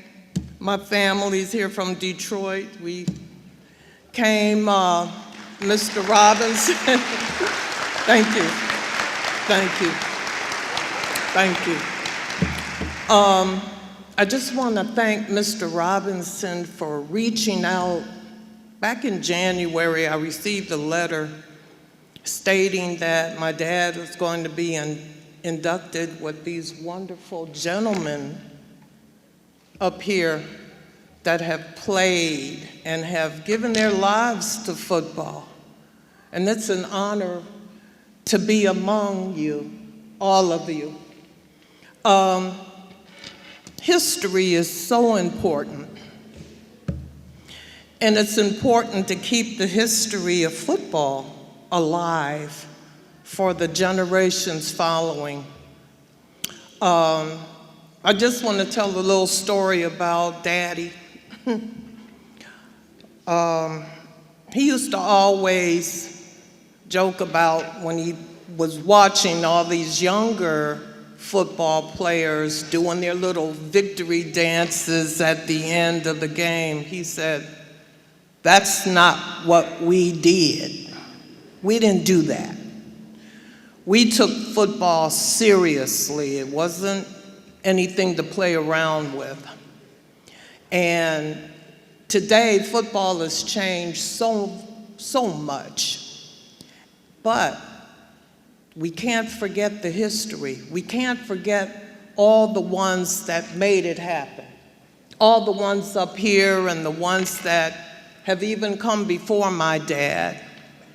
So at this point, I just want to thank the committee, and I want to thank all of you who have come out to support this wonderful, wonderful event.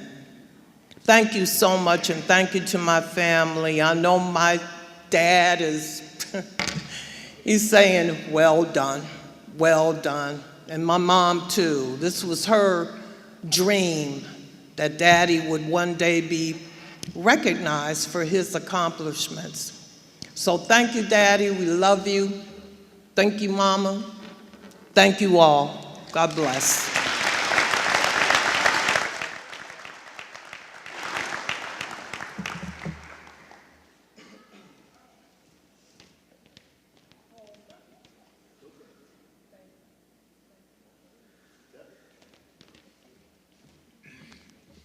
All right, our next honoree, Charlie Batch, a Homestead, Pennsylvania native, made his mark on football at Steel Valley High School. His natural leadership and athletic ability earned him recognition as one of the top quarterbacks in the state. As a standout player for the Ironmen, Batch led his team with poise, accuracy, and a deep understanding of the game. His strong arm, quick decision-making, and ability to rally teammates earned him numerous accolades, including all-state honors.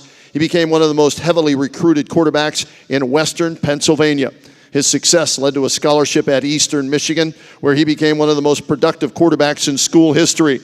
Selected in the second round of the '98 NFL Draft by the Lions, Batch later played several seasons with the Pittsburgh Steelers, winning 2 Super Bowls. But here tonight, we are welcoming Charlie Batch into the National High School Football Hall of Fame as part of the class of 2025.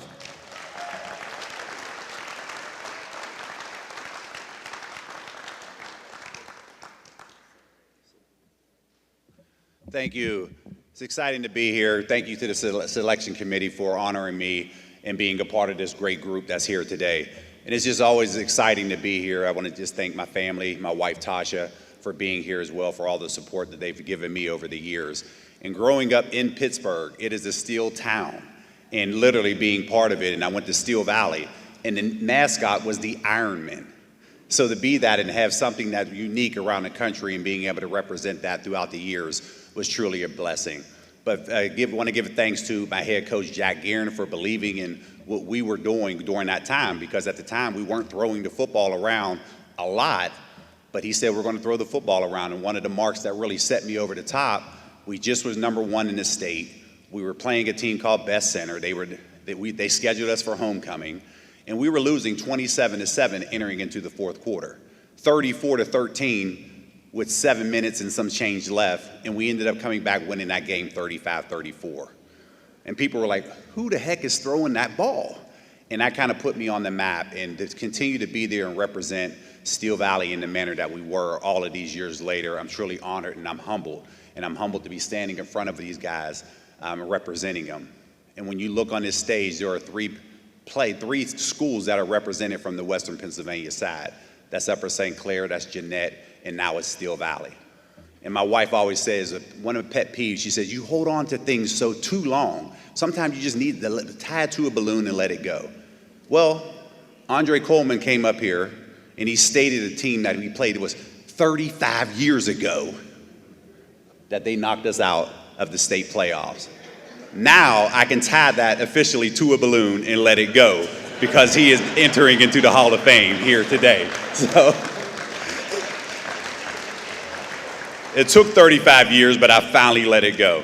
But with all that being said, thank you for the tremendous honor. It's truly a blessing to be up here with each and every one of these guys up here, and we truly appreciate you. Thank you.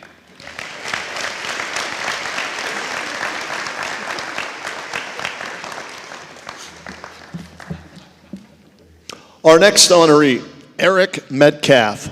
After his freshman year at a Catholic all-boys high school in Seattle, he transferred to Bishop Dennis J. O'Connell High School in Arlington, Virginia to pursue varsity football. Living with his father, former NFL star Terry Metcalf, who helped coach the team, Eric quickly became a standout. In '83, he led the O'Connell Knights to a state championship, rushing for over 1,000 yards and scoring 24 touchdowns. He played offense, defense, and special teams, showcasing his versatility.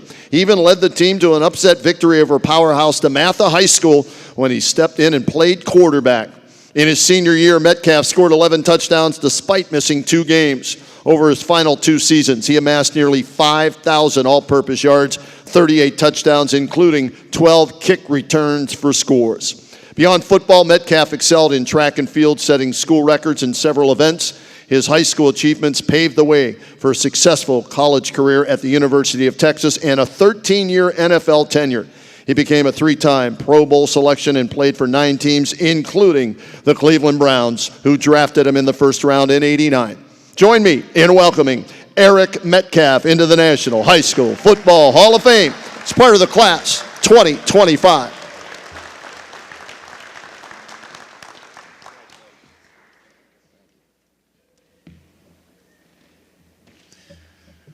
When I get a football, I don't like to put it down because I don't know when I'll get it again. No, I really like to thank the committee, Lamont, and all you guys for selecting me to be here with all these wonderful athletes and athletes who have come before us, and answering one question that I've had my entire life. Would I look good in a red jacket? I say yes. I feel good about it, and so thank you for that. You know how I am. You know how I am. This is who I am. And so, I really I thank all you guys for coming and supporting these guys. Some guys I played with, some guys I watched on TV, some guys I played against. And it's always been a pleasure because football, for all of us, has been our lives. We've loved it since the time we were kids. Whether we got to get to the highest level as a player or as a coach, it was something that we always wanted to do. And I appreciate that I had that opportunity. The opportunity was given to me by the Lord. Blessed me with a lot of talent. And then I had a little gene pool in my dad, who I wanted to be like Terry Metcalf. He played in the NFL as well. So I wanted to be like him my entire life. Everything that I did on the field was because I wanted to be like him or even better than him. And so I want to thank him for being the father, the leader, the guy who guided me and mentored me to be where I am today, and that's right here with all these wonderful people. You know, I got to thank my family, of course, wife, kids, all my teammates that I played with, my high school coaches who have been with me throughout. I'm up here with getting this jacket and receiving this honor with all these guys, but this is about my teammates, coaches, and everybody who supported me to get here. And I'm kind of lost for words, but I just want to say thank you guys for supporting us. Thank you for being here. Love you.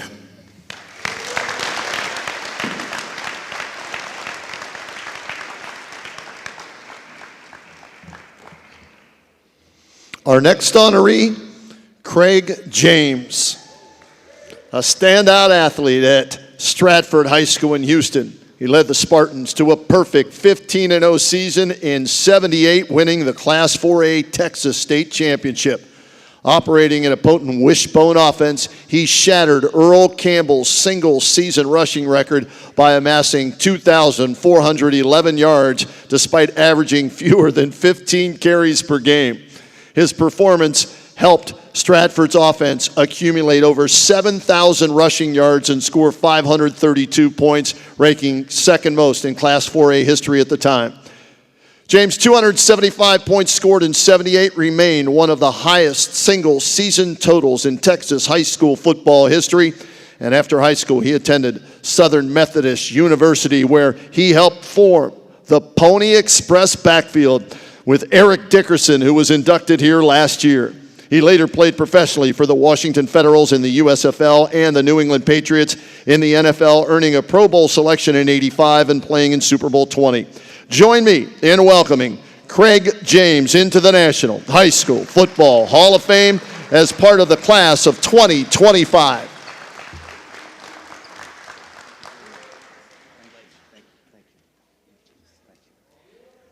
Hello, good evening.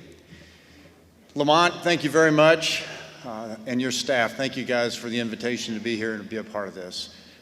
To God be the glory. I thank my Lord and Savior Jesus for the opportunity to be here. I thank my wife and girlfriend when I was 15 years old for being the real inspiration for me in high school, motivating me to run for 200 yards every Friday night because I wanted to keep her attention. We've been married 43 years now, 4 kids and 9 grandkids. So thank you very much, Marilyn.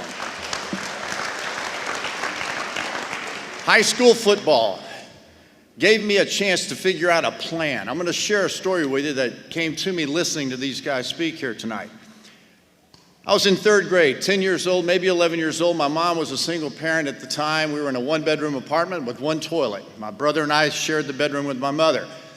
I always got a whipping because what my brother did, it was my fault. So my mom one day, about 5'5", 125-pound tornado, said, all right, come. She went for the belt and she was going to whoop my fanny. I said, I'm not having it. I ran to the toilet, shut the bathroom door, locked myself in there. My mom was beating on the door, said, I'm going to whip your little backside. After about a minute or two, she changed her tone. She said, look, come on out, son. I'll talk to you. We'll work this out. Mistake. I opened that door and that leather belt whooped my fanny. After I finished crying and looking in the mirror, I said, son, you got to come up with a game plan of life. Pee Wee football showed me that I could outrun folks and they couldn't tackle me. And I said, you know what, I think sports might be an outlet for me, which brings me to high school football. And each one of the guys up here remembers the day that you walked into that locker room as a freshman in high school. It was a new game, a new time. You were a nothing. You'd been something in Pee Wee football, but now you were a nothing. Here's what I learned from our head coach, Oscar Cripps, who's in heaven to this moment. There's no I in team. Don't ever say can't. It's amazing how much can be accomplished when no one cares who gets the credit. Keep churning. The cream will rise to the top. The foundation for my game plan was clear by a sophomore year, my sophomore year. I knew football was going to be a path for me to get out. It was a plan for me. High school football is where each one of us started to figure out that plan and that path. Each one of us had something different that we had to work on. We all worked on that plan. In high school, Harvey Armstrong, my teammate, came to recruit me as a senior. I'm in the Astrodome getting ready to play. He was already a freshman at SMU, and saying, hey man, come on with us, come with us. And I was like, that was hard, that was high school. My love for Harvey, we're brothers in Christ, we're brothers and close to this day. You and Eric last year coming in here, me joining you guys is tremendous. I'll never forget that moment. That happened on a high school football field. Emotions, relationships, coaches, the coaches that have been here tonight, and the impact they've had as mentoring kids is undeniable. Our kids today need mentorship. They need strictness. They need love. They need a plan. They need a path. I'm so humbled and thankful and grateful that I've had a chance to come here. Thank you, Lamont. Thank you very much. Thank you, God. Thank you, Marilyn, for all that has been there. What a tremendous honor to be up here with you guys. Each one of us has a story and a path and a plan. And I'm humbled to be a part of this. Thank you, Lord.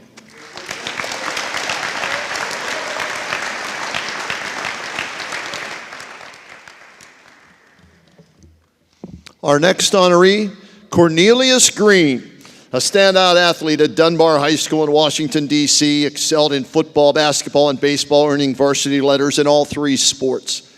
As the quarterback, his dynamic playmaking and leadership led to his recognition as the 1971 D.C. High School Player of the Year. Green's athletic prowess attracted scholarship offers from over 80 schools, and he chose The Ohio State University, valuing its academic and athletic programs. In 1973, he made history as the first African-American starting quarterback at The Ohio State University. During his tenure, he led the Buckeyes to a 31-3-1 record, 4 Big Ten Conference championships, and 4 Rose Bowls, earning MVP honors in the '74 Rose Bowl. In 1975, he was named a first-team All-American and the Big Ten Most Valuable Player. After his collegiate career, Green played briefly for the Cowboys and the Seahawks, and later in the Canadian Football League and semi-professional leagues. Green's contributions to sports were recognized with his induction into the D.C. High School Sports Hall of Fame in 2020.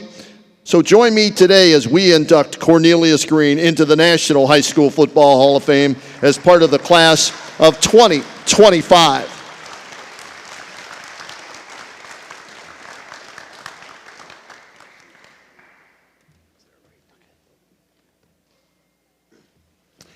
Wow, you hear all these guys hear their name called.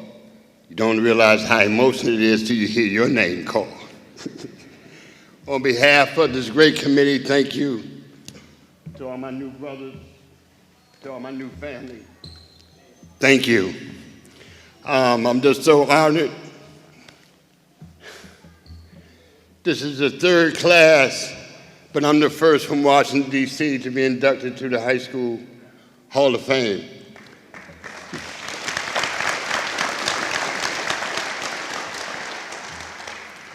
Wow, I know my mom's up there in heaven saying my son is in Canton, Ohio. And on behalf of my good friends right there, Archie, Bobby, Royce, Wes, thanks for coming. Appreciate you guys. What an honor for me to be great friends with Archie Griffin, my best friend, my teammate, 4 straight Rose Bowls. We accomplished 2 Heisman trophies for him. Together, Archie rushed for 100 yards, 31 straight games, and I gave him that ball 31 straight times.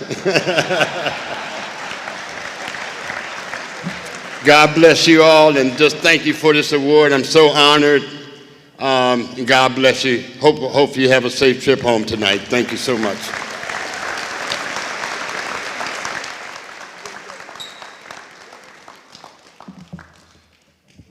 Our next honoree, Jerry Butler, a 1975 graduate of Warshall's High School in South Carolina, was a four-year letterman in football, basketball, track, and baseball. His outstanding performance earned him the prestigious Kamek Ring and an honor bestowed upon the school's top athlete. Butler attended Clemson University on a track scholarship, but transitioned to football, becoming an exceptional wide receiver for the Tigers. He was named a first-team All-American in '78 and earned all ACC honors.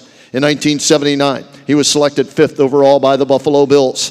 Butler was named the AFC Rookie of the Year and earned a Pro Bowl selection in 1980. Tonight, we welcome Jerry Butler into the National High School Football Hall of Fame as part of the class of 2025.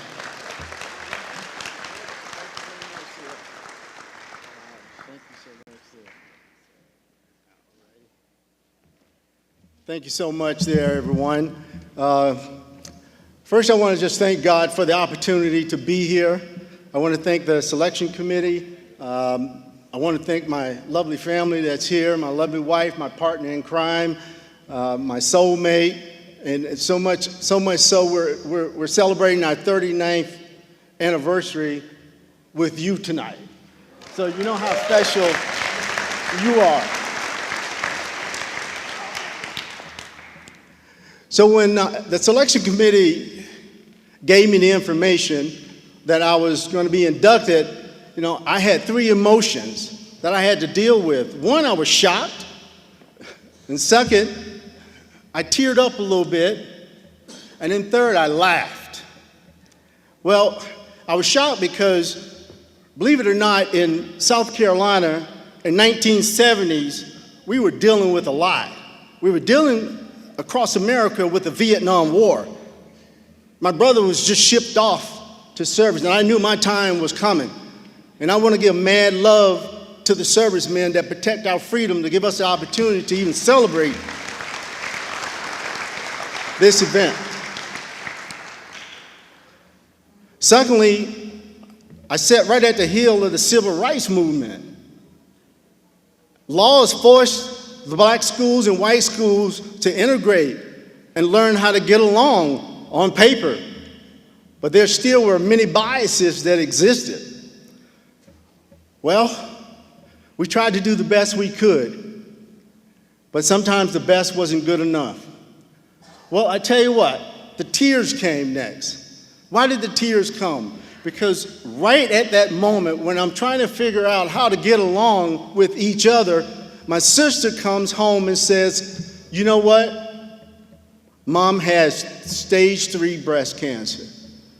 And they're giving her 2, maybe 3 years to live. And as a young man, I'm saying, are you kidding me? How am I going to deal with all this? It was tough. I remember going to Sunday school that day, and the sermon had to deal with God creating covenants with key individuals in the Bible. And I listen up.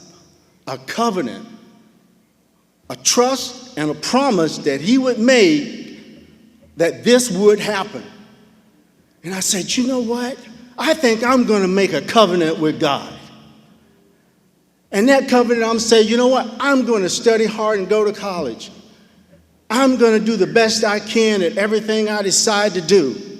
I'm going to make enough money to buy that chemotherapy that we needed, and it was expensive. I was so determined. That was what was going to happen. Well, the next time, I laughed. And I laughed because I thought about the time that a person poured into me as Coach Joe Burgess. As I entered the 9th grade, I didn't play football. I didn't even hardly deal with sports. But he noticed something in me. He says, Jerry, I want you to come out for the football team. I said, I can't come out for the football team. My mother's not going to let me play football. He says, well, I'll talk to her. I said, okay, good luck. Well, that Saturday, a knock was at the door. My sister ran to the door. She looked back. She says, Coach Burgess is at the door. I said, what? He knocked again. He came in, he says, "Where's your mother?" I said, "Well, she's in the room in there." "Good. I want to talk to her." I said, "Okay." He goes in privately and he talks with my mother. He comes out about 10 minutes later. He looks at me. He winks. He says, "I'll see you at practice July the 16th. Don't be late." And I said, "Oh, wait a minute, Coach. What else did she say?" He said, "Whoa. She said if you get hurt, she's going to kill me." I said, "Okay, Coach." I showed up on that day. I decided to bring some of my friends with me, my cousins. There's some of the black athletes and the white athletes. We decided to try to get this to work for our high school, our community. And in closing with this, I don't know what happened to Coach Burgess, but the first thing he did was he blew his whistle. He says, "Gentlemen, I got a drill for you. It's called a bull in the ring." Now, you guys will know what I'm talking about. But as a young man, if you don't, ladies, know what that is, there's about 8 or 9 of your teammates that's in a circle, and you're right in the middle. And they give you that football, and you go around in that circle, and they call a number, and that guy comes at you, and I'm talking about he is coming. He takes your light out. I got wiped out 2 or 3 times, but I got back up. Then he's like, "Get up, Butler, get up, Butler." I'm like, "Oh, my mother's gonna kill you." So I went home and my mother said, "Well, how was practice today?" "I don't know if I like this football, Mom." "What happened?" "Oh, everybody's just so tough and strong, and I'm so weak." She says, "Use what you have. You're fast and you're quick. You go back over there tomorrow and you show them just how fast and quick you are." "Okay." There's the whistle. Time for that drill again. This time they came at me, put the hips on them. Next time, put the fake on. They couldn't hit me. "Butler, what are you doing?" I said, "Coach, I remember you told me if you're going to play defense, make sure you hit somebody. But if you're going to play offense, make sure they miss." So I decided to play offense. And in closing with that, it was that moment that I decided what kind of athlete that I was going to be. In that covenant, I decided what I was going to do. That relationship with God, everything that I said, and this is what I closed and I laughed with when I got this call and they said, "We want to take you into the Hall of Fame." That was the last thing I told God in my covenant. I said, "Make me good enough that one day I'll be in the Hall of Fame." And lo and behold, at the age that I am, I'm in the Hall of Fame. Thank you so much for this opportunity. God bless.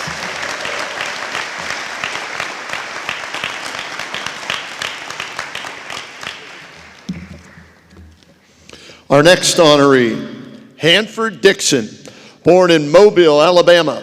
He began his football journey at Theodore High School, where he showcased exceptional talent and versatility. During his high school years, Dixon was a 3-sport athlete: football, basketball, and track, lettering and all. On the football field, he played multiple positions: defensive back, split end, running back, and kick returner. His outstanding performance earned him the title of Conference MVP on defense twice, highlighting his dominance on the field. He went on to play college football at the University of Southern Mississippi, where he earned All-America honors as a defensive back. In the 1981 NFL Draft, Dixon was selected in the first round by the Browns. He enjoyed a stellar professional career, earning multiple All-Pro and Pro Bowl honors, and is credited with coining the term the dog pound for the Browns' passionate fan base. Join me, and do it the right way, join me in welcoming Hanford Dixon into the National High School Football Hall of Fame as part of the class of 2025.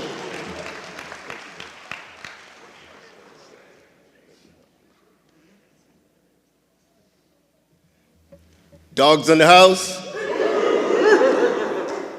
You know what? I was sitting here and I was listening to Jerry said he didn't know that he belonged or shouldn't have belonged, but you guys ain't have to cover him. If you'd have covered him, you'll know he belonged because he was a hell of a wide receiver. And my partner, Frank Minifield, called me, and he wanted me to apologize to you guys for him not being here, but he had a previous engagement that he had to go to. Otherwise, he would have been here because he does not take this award lightly. And I just want to say thank you guys. I mean, I really appreciate it. I'm not going to talk long, and I was telling Metcalf to count the seconds because I'm not going to be here long, but I really, really thank you guys. I'm a little bit disappointed and shocked because 3 people that meant the most to me in my life was my father, my mom, and I had one sister. And neither of them can be here today. They passed away, but I know they are in a better place and they're watching me and they're happy right now.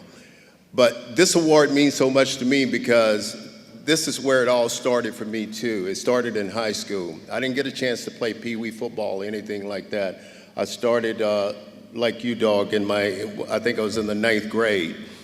And I'll tell a quick story and then I'll sit down. My father told me he didn't want me to play football. And he told me, he said, come home every day after school. And me, I wouldn't listen to him. I would stay after school to practice football, knowing that when I got home, I was going to get my butt whipped. And I remember one day we finished practice, and a bunch of the guys, we were coming home, and they wanted to come home with me, and I was begging them not to come home with me because I didn't want them to see my dad whip my butt. And so my mom finally convinced him. She said, why don't you go over there and watch that kid play and see what he's doing over there after practice. So he finally came over, he came to the practice, and he saw that I was pretty good. So we made an agreement. You don't need to know what the agreement was, but we made an agreement, and he finally let me play football, and that's how I ended up playing high school football. So thank you guys for the award. I really appreciate it. And again, thank you too for my partner in crime, Frank Minifield.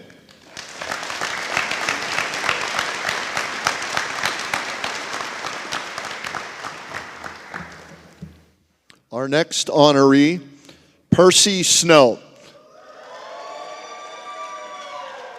A hard-hitting linebacker known for his fierce tackling and speed, he began his football journey right here at Kent McKinley High School in Canton, Ohio. At McKinley, Snow emerged as a standout, anchoring the Bulldogs' defense with intensity and intelligence. As a senior in '83, he recorded over 120 tackles, earning all Ohio honors and recognition as one of the top defensive players in the state.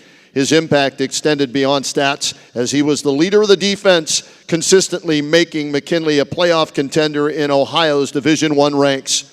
Snow's high school success led him to Michigan State, where he became a decorated linebacker. He was a 2-time All-American, '89 Butkus Award winner, and the first player to win both the Butkus and Lombardi Awards in the same season. Selected 13th overall in the '90 NFL Draft by the Chiefs, his professional career was cut short by injury. But today, we honor him for his dominance as a prep athlete in Canton, Ohio. Join me in welcoming Percy Snow into the National High School Football Hall of Fame as part of the class of 2025.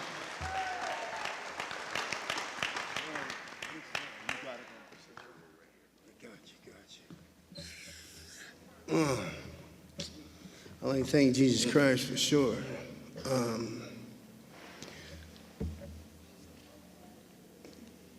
That right there was just a moment of silence for my mother, my biggest fan.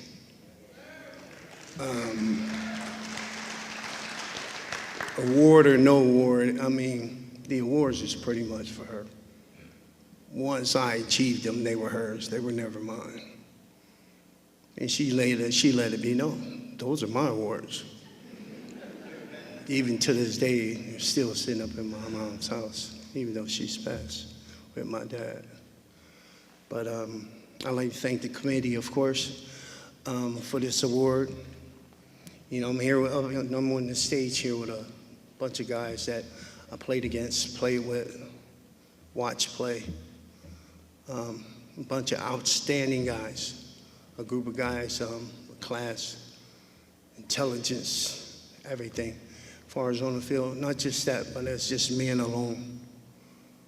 we sometimes, as players, don't get the credit we deserve for being the men that we are and not the bullies on the street and low character guys and this and that. But we are God's children just like everybody else.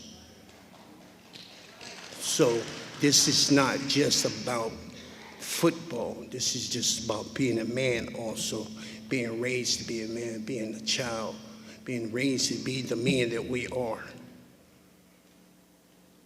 With me, football was just a way of me getting frustration out. That's why I was good at it. That was the only way I can get frustration out without getting in trouble. Especially with 3 sisters, it was always my fault.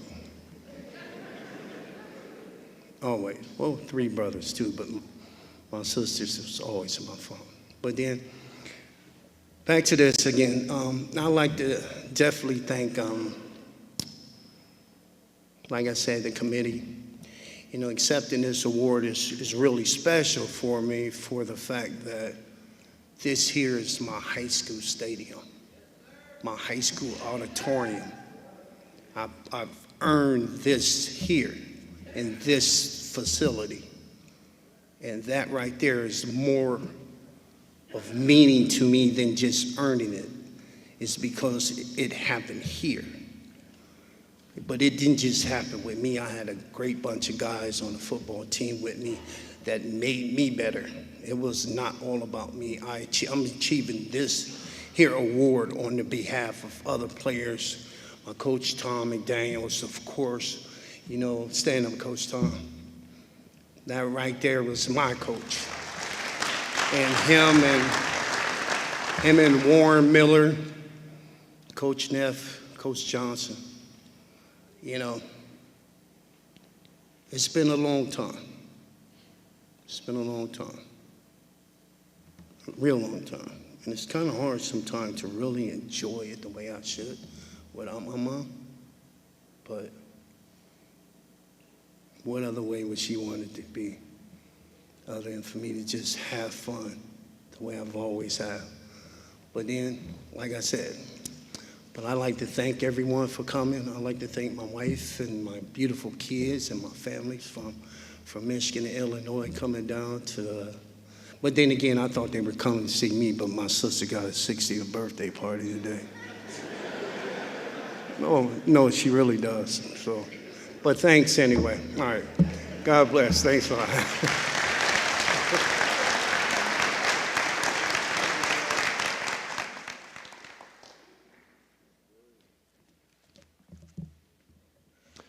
Our next honoree, Lorenzo White. Early on, Lorenzo White made his name as a standout football player at Dillard High School in Fort Lauderdale, Florida. Known for his explosive speed and vision on the field, White was a dominant force in the backfield. During his junior and senior seasons, he rushed for over 1,000 yards each year, with his senior season culminating in over 1,200 yards and 19 touchdowns. His performance helped lead Dillard to a district championship and earned him recognition as Broward County Offensive Player of the Year.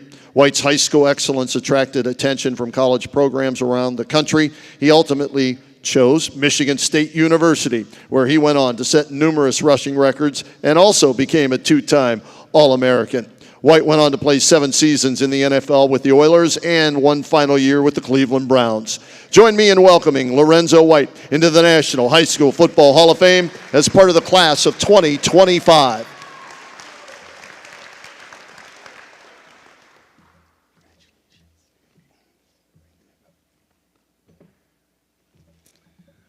All right, I'd like to thank the committee, and I just got to say this one thing. First, I know this is your place now. I mean, you got to stop doing this to me. I mean, me and this guy, we came in Michigan State, and you know, Percy was a little different. That's a little different in practice, right? So I call myself Tease, and I'm talking about an excellent ball player. So we in practice. So I got this jersey on that I'm not supposed to get hit.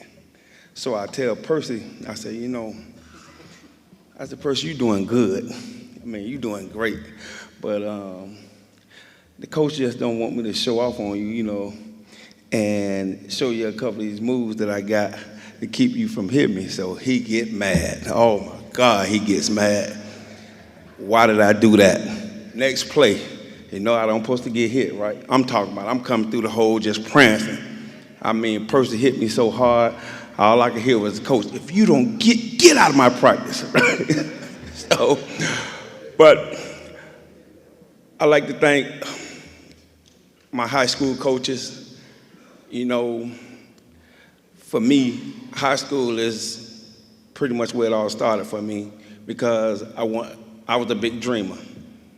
And when you dream and you practice hard, and practice hard. I got one person that well, maybe two. Archie.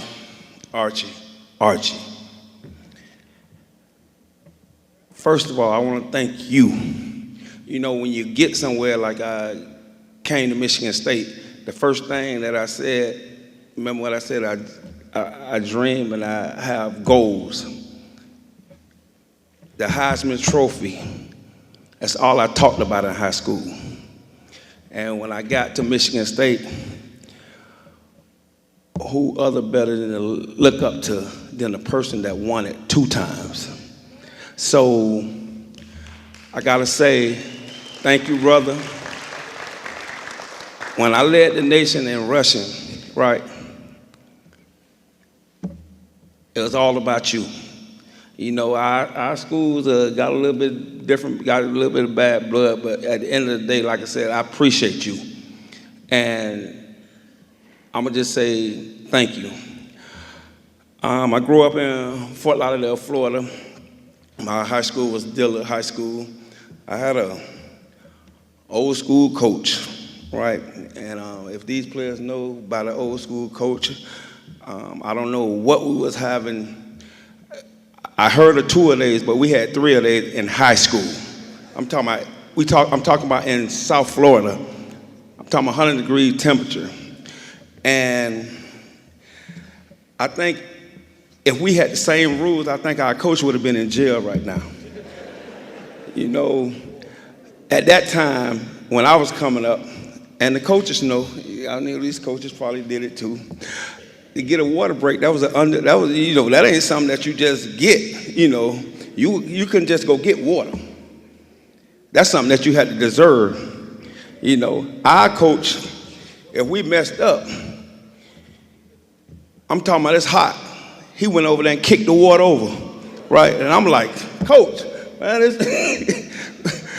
we gotta have water, you know. But that's how my high school coach was, and I appreciate him for everything because he got me ready for the next level.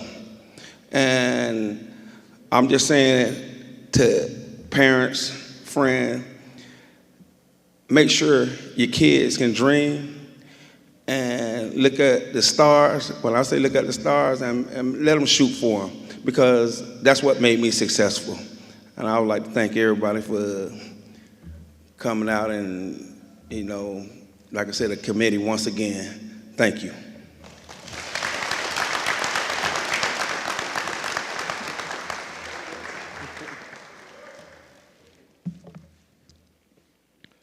Our next honoree, Michael Vick.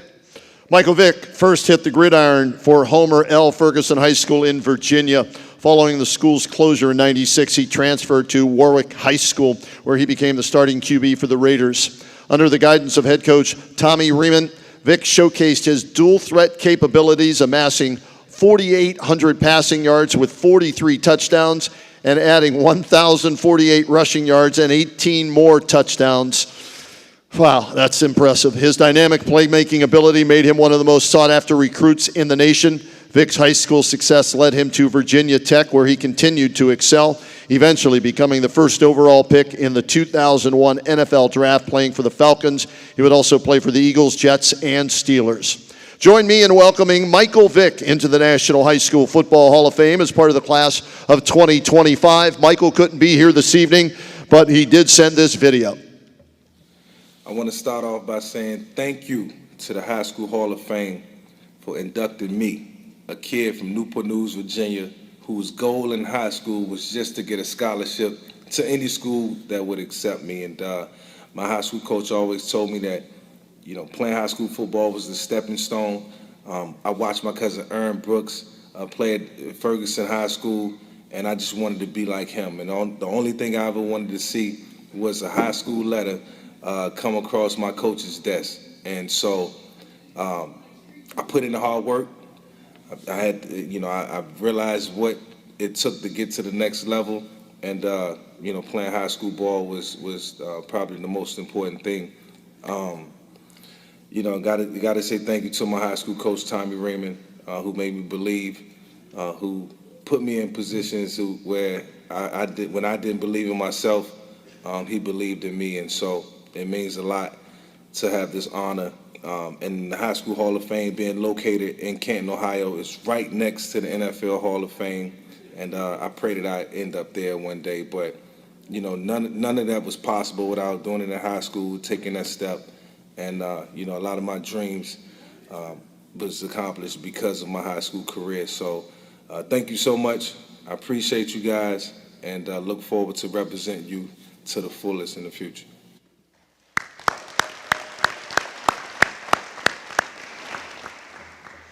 Our next honoree, Tyrone Wheatley Sr., a dynamic and versatile athlete, excelled in football, track and field, and basketball at Dearborn Heights Robichaud High School.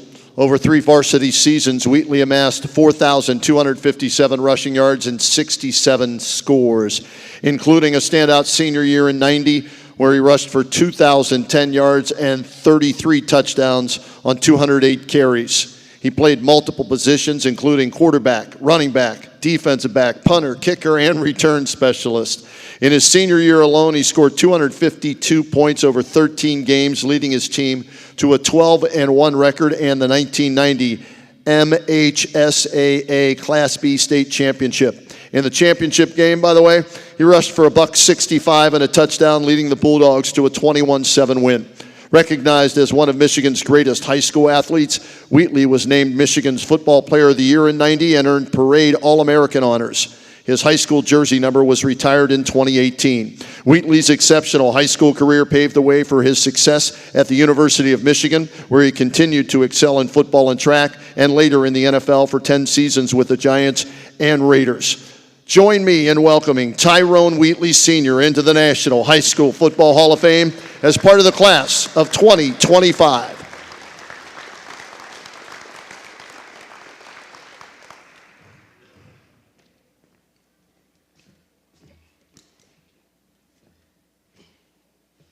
Well, I want to say thank you to the committee. I really appreciate this. This is an honor. Fanboy moment, all right? Fanboy moment. Lorenzo, you talked about Archie Wright. Those games, man, where you rushed 52 times. Then you take another one, 56. A lot of people don't know carrying that much takes a toll on your body. But man, I tell you what, you inspired me. Even though you was a Sparty, you inspired me, all right? Then another one. You already had somebody tell you that their number was 2. My number was 2 in high school. Told you backstage. I used to drive my coach crazy.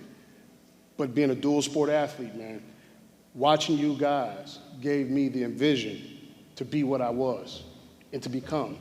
And then later on becoming a teammate of yours. Man, it was awesome. But I also want to just say, first and foremost, I want to thank my wife. And I was telling my son I want to thank my wife, and he was like, why would you thank Mom? Because, this is for high school. Well, I married my high school sweetheart. And we're married today with 5 kids. I say she has 6, me included, right? But we have 5 kids. And reason why I want to just thank her, it's not so much just because I married her, but she kept me focused in high school. There were days, I didn't want to do homework. There were days I came home body sore, tired. As he talked about the water, right? Our coach never kicked over the water. He just told us water made you weak. So I spent time just hydrating, right? But my wife kept me focused. She kept me on track, kept me in the grades, kept me in the books. So for that, I will forever thank her and thank her for that. Love her to death. My grandmother and my mother, man, the two of the toughest coaches ever. And so I just want to just take this moment to shoot this to the people that are watching and to the parents. For these coaches that are being inducted to the High School Hall of Fame, don't be the second coach, be the parent. I'm gonna say it again. Don't be the coach, be the parent. Allow these men to do their jobs and do what they do because they do it well. You can't go home and you coaching him from the sideline and coaching him at home, and then all of a sudden he has to go back to practice. These men sacrifice their time, and I want to go send a shout out to their families for allowing them to pour into us, to fertilize us, to water us as seeds so we grow into the men that we are today. So to all the high school coaches that are here today, I want to say thank you. I really want to say thank you, and I love you guys for what you do and what you're doing.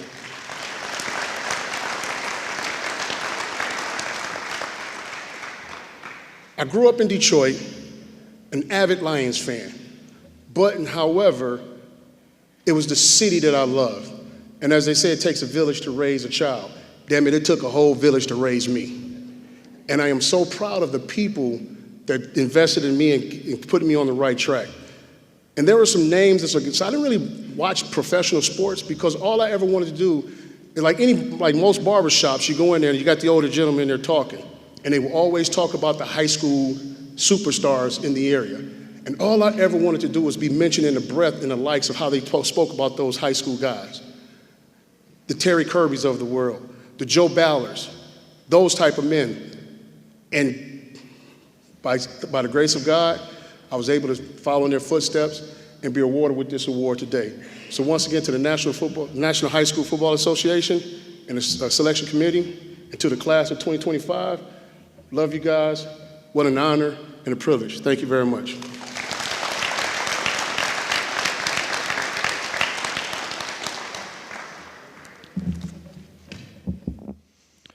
Our next honoree, Tim Couch. Tim Couch made a name for himself on both the gridiron and hardwood at Leslie County High School in Kentucky. He shattered Kentucky and national records throughout his career. In basketball, he scored over 3,000 points, averaging 36 points per game as a junior.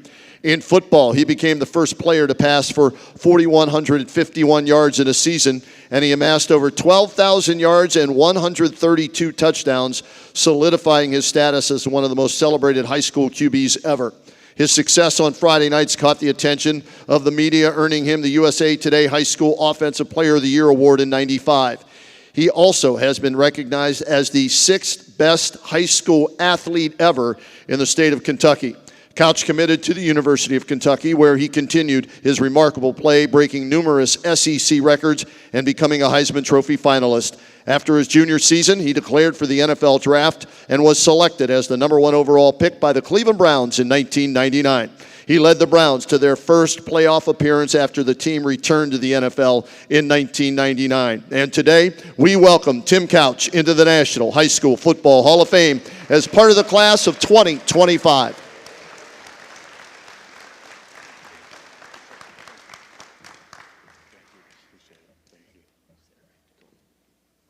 Well, as a former Cleveland Brown, it's great to be back in Northeast Ohio. Good to be with you guys tonight. I'm deeply humbled to stand here tonight being inducted into the National High School Football Hall of Fame. I want to say thank you to the committee for this incredible honor, and congratulations to my fellow inductees. It's a privilege to share this moment with you great athletes and great coaches. My journey began in a small town in eastern Kentucky called Hyden, Kentucky. The support of that community shaped me in ways that I'll never forget. High school football in my small town was more than a game. It was the heartbeat of our community and was the foundation of who I am today. And as Kenny mentioned, I was a basketball player as well. I consider myself a basketball player. Kentucky basketball. Basketball is huge in the state of Kentucky, so always growing up, I wanted to be a basketball player, not a football player. So my first game ever that I started in high school as a freshman, I went out and I threw 5 interceptions in the first half of the game. And after the game, I'm sitting on the bus and I'm almost in tears. You know, I feel terrible. I'm like, I'm just a basketball player. I'm not going to play football anymore. This is it for me. The coach walks on, he says, "What's wrong, son?" I said, "I'm terrible." I was like, I'm a basketball player. He's like, "What are you talking about?" I said, "I threw 5 interceptions, man. I'm terrible." He goes, "Are you forgetting the second half? You threw 5 touchdowns in the game-winning pass. You're a football player." So I think I took his advice, and we ran from there, and I decided to be, a football player. But those, from those Friday Night Lights, they laid the groundwork for me to the path going to the University of Kentucky, where I was blessed to play for great innovative coaches who were ahead of their time at Kentucky. Hal Mumme, Mike Leach, just great offensive minds, where we created the air raid offense that is still very prevalent in college football today. So I was very blessed to have great coaches at the high school level and at the collegiate level as well. And from there, I went on to play for the Cleveland Browns, and all of that was a dream come true for me. But it all started on those football fields back in Eastern Kentucky. I want to thank my coaches for teaching me discipline, hard work, resilience, and I want to thank my teammates. Guys, we all play the ultimate team sport. None of us would be standing up here without great coaches and great teammates around us. So I certainly want to thank my teammates. Those moments in the huddle, locker rooms, celebrating big wins are still some of my best memories of my entire career, from high school, college to the NFL. High school football gave me a purpose, a sense of community, and built lifelong bonds. Again, I am truly honored to be a part of this Hall of Fame class, to share this recognition with my hometown, my coaches, and my teammates. Thank you all. God bless.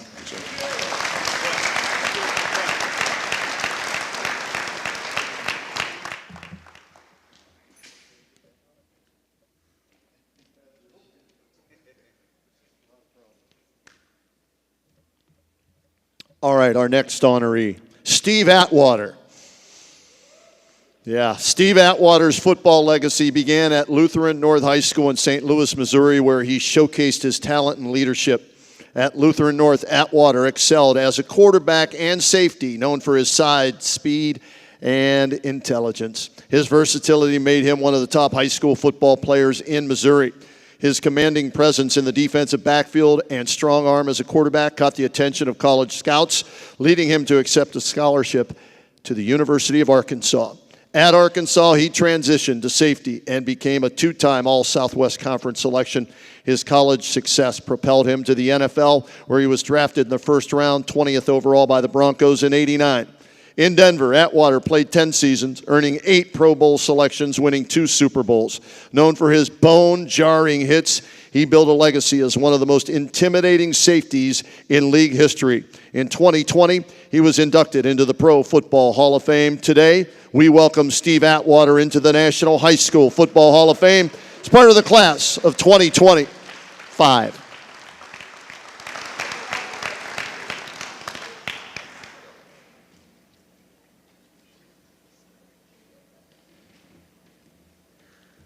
All right, what's going on? Canton, Ohio.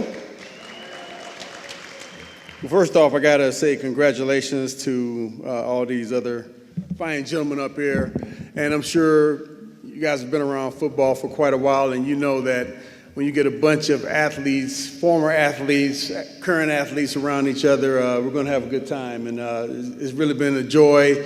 I know some of you guys, I played against some of you guys, and just getting to interact with these guys, it's amazing. And the relationship building never ends. So I'm deeply honored and grateful to be inducted here to the National High School Football Hall of Fame. And standing here takes me back to where it all began, in St. Louis, Missouri. I was chasing a dream with a bunch of teammates and a ball.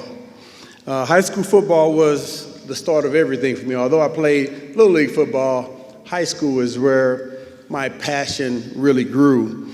It laid the foundation for not just me playing, but also for the man that I've become over the many years.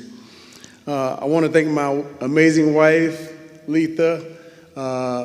We've been married for 34 years, it'll be 35 years this year.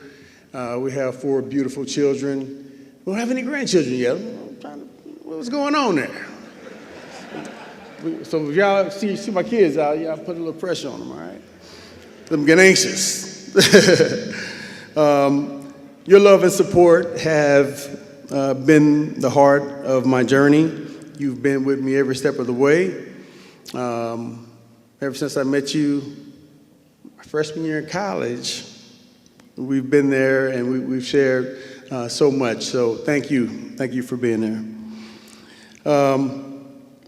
A sincere thank you to Lamont Robinson and also Russell Johnson and the entire team with this Hall of Fame. What you're building here is something really special, and I'm definitely proud to be a part of it. Thank you. And to the young athletes out there, keep going. Some of us don't hit our strides in high school. Some of us bloom later. I was talking to some of the gentlemen up here, how I think we all knew people who played in high school who were much better than we were. I know I certainly did. I mean, some of you guys were maybe superstars. So, but for me, there were some guys that just weren't able to get to that next level because maybe they didn't have the support, they didn't have the grades, or whatever the situation was. So just know that you got to keep pushing. The young athletes know you got to keep pushing and know it's a lot of work.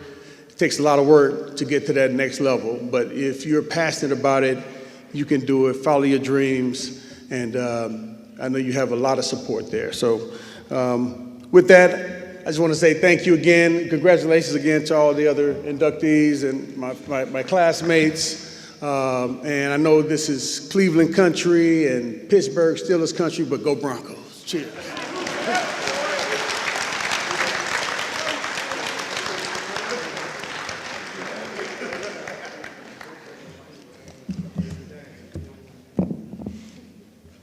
All right, our next honoree, Antoine Winfield Sr.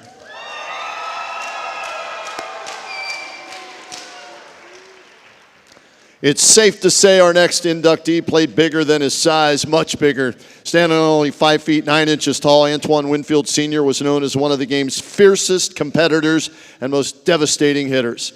As an Akron Garfield Rams running back, he was a complete player. He could run around or through a defender, flatten them with a block, and throw or catch a touchdown pass. He did it all. On special teams, he blocked punts and field goals as well as returned punts and kickoffs for touchdowns. As a defender, he would demolish would-be runners and shut down would-be receivers. He literally was all over the field in every game he played. He went on to play defensive back at The Ohio State, winning the Jim Thorpe Award as the nation's top defensive back and was selected a consensus first-team All-American. He closed out his career playing 14 seasons in the NFL with the Bills and the Vikings, where he was a 3-time Pro Bowler and All-Pro. Join me in welcoming Antoine Winfield Sr. into the National High School Football Hall of Fame as part of the class of 2025.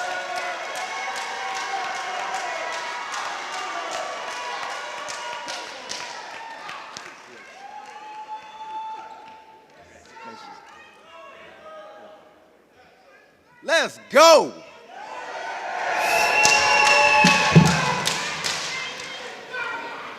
Oh, already.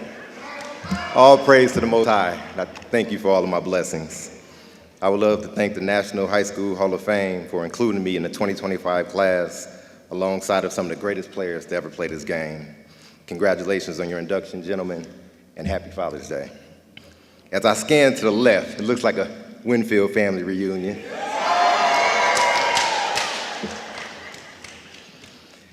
With a support system like this, how could I lose?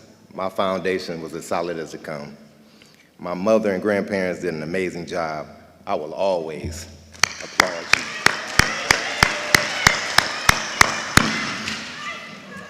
I can't thank you enough for the love and support you've given me throughout my life. My kids, little mama, my aunts, uncles, siblings, nieces, nephews, cousins, my day ones, and my lady. It really warms my heart to see you in attendance tonight and making my night special. I love you all, family over everything. You know, football is the ultimate team sport. I know for a fact I would not be standing here tonight if not for my coaches and brothers from Garfield High School. Coach McGee and Coach Flossie, thank you for trusting me to lead our teams. You two are great examples for young men to learn from. I was fortunate and blessed to have you as coaches. My brothers, my teammates, I can't thank you enough. We accomplished a lot together back then, winning 3 straight championships. My backfield mates, Frank and Dez, glad y'all can make it tonight. I've always appreciated our bond. We depended on each other to lead blocks and clear paths, and we always came through for each other. Much respect, fellas. Drinks on me tonight. And in closing, I would love to thank that 17-year-old version of myself, a kid from the south side of Akron, Ohio. The South. Who stayed focused and worked his ass off to accomplish his dream. He attacked each day with a purpose. He celebrated his wins and learned from his losses. Family and friends, this is a win for us all. Congratulations, Winfields. We just stepped into another Hall of Fame. Thank you.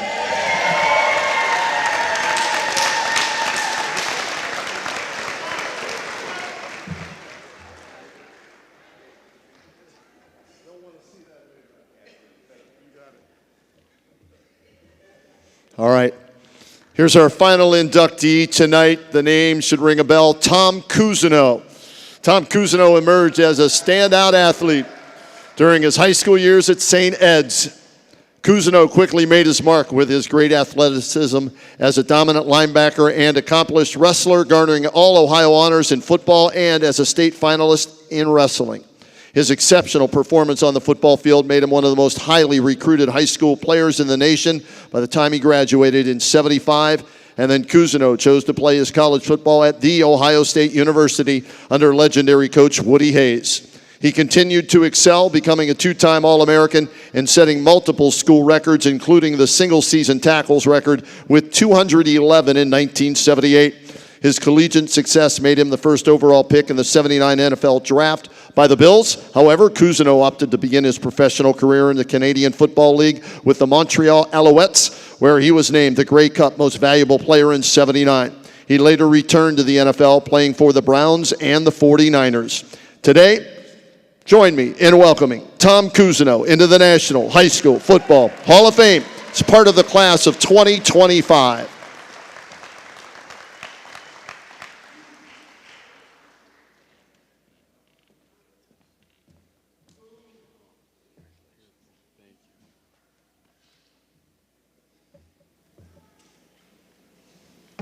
All right. Well, they definitely didn't save the best for last, but here I am. My daughter's in the back, Kyle. She's texting me. She's the one that's very pregnant. And she texted me saying, "Dad, I may be going into labor. Gotta go." All right, we're gonna get you out of here, honey. I'm grateful.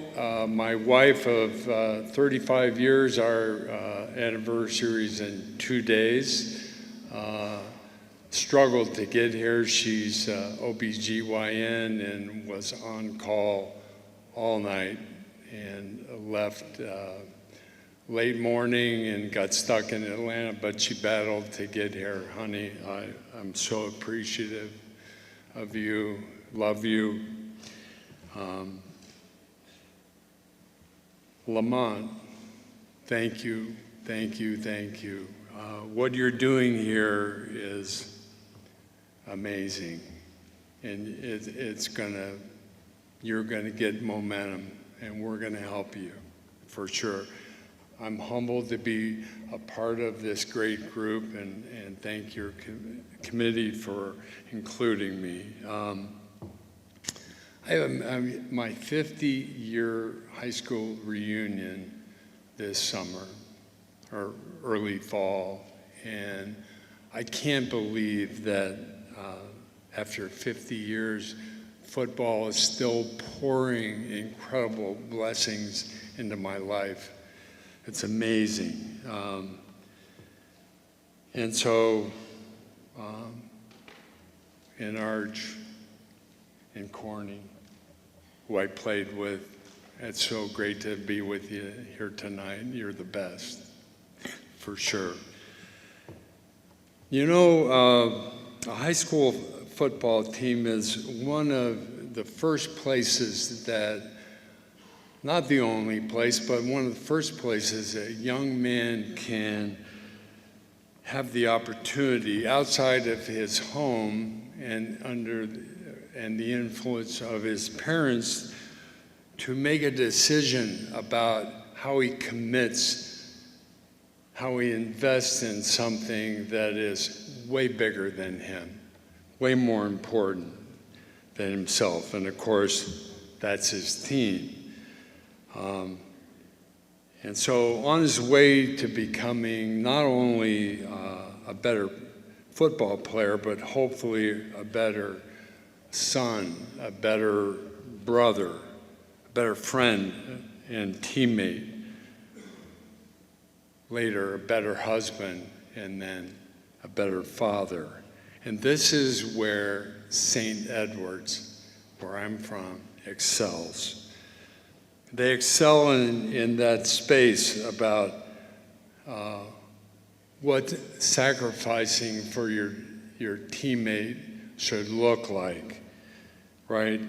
What it should feel like, and how it will lead not only to counterintuitively to more success for you, but success for the whole team. And Hanford, you know, Coach Sam, he always used to say, he loved it. He said, there's no I in the word team. There are, however, two in the word idiot. And, true, right? So the four pillars at St. Edward are faith, excellence, relationship, and servant leadership. And sometimes that sounds trite, you know, it's up on our building, it makes a great poster, but I can confirm, it is the very heartbeat of St. Ed's. It's what they do. And it's my lived experience, both as a student athlete and then years later as an assistant coach there, which I have treasured. And when I watch today what Coach Tom Lombardo is doing with his incredible staff at St. Ed's, you make us so proud. You're winning a lot of games and championships for sure, but the quality of a young man that you are sending out is amazing. And so I think my point is that I'm not sure that things work out exactly the same for me without the incredible blessing of being able to attend St. Edward and have those opportunities that they provided me with. I want to finish up here. Coach Dan Flaherty, on the staff when I was there, 20 plus years as a coach at St. Edward, 8 of them as head coach. Amazing coach, a better human being. And St. Ed's does not work without people like you. And we had this really amazing young coach on the staff when I went to St. Ed's as a freshman. He was just out of college, and he was incredibly contagious, enthusiastic, and he never stopped smiling, ever. He loved football, he loved kids, he loved teaching. And St. Edward lost a great one with the recent passing of my coach, Dave Holian. He did so much for me. In football, we wrestled. He was on the staff there, and he was a big guy, strong, and we bounced off each other every day. And he was a little bit like Jerry Quarry, kind of a bleeder, and so You know, his nose, his ears, is everywhere. And so it didn't matter. He loved it. And then he would take me home to his house where his beautiful wife, Mary, would serve us dinner. And we would eat and talk, and they mentored me. And Mary Holian, I love you. Man, you loved me like you did your own son. And it was very powerful for me. Lastly, Mike Kaler, Jay Guy, Johnny Curran, teammates of mine and classmates. Old friends are the best. I love you guys and treasure our friendship. Again, thank you so much for this honor. Good night.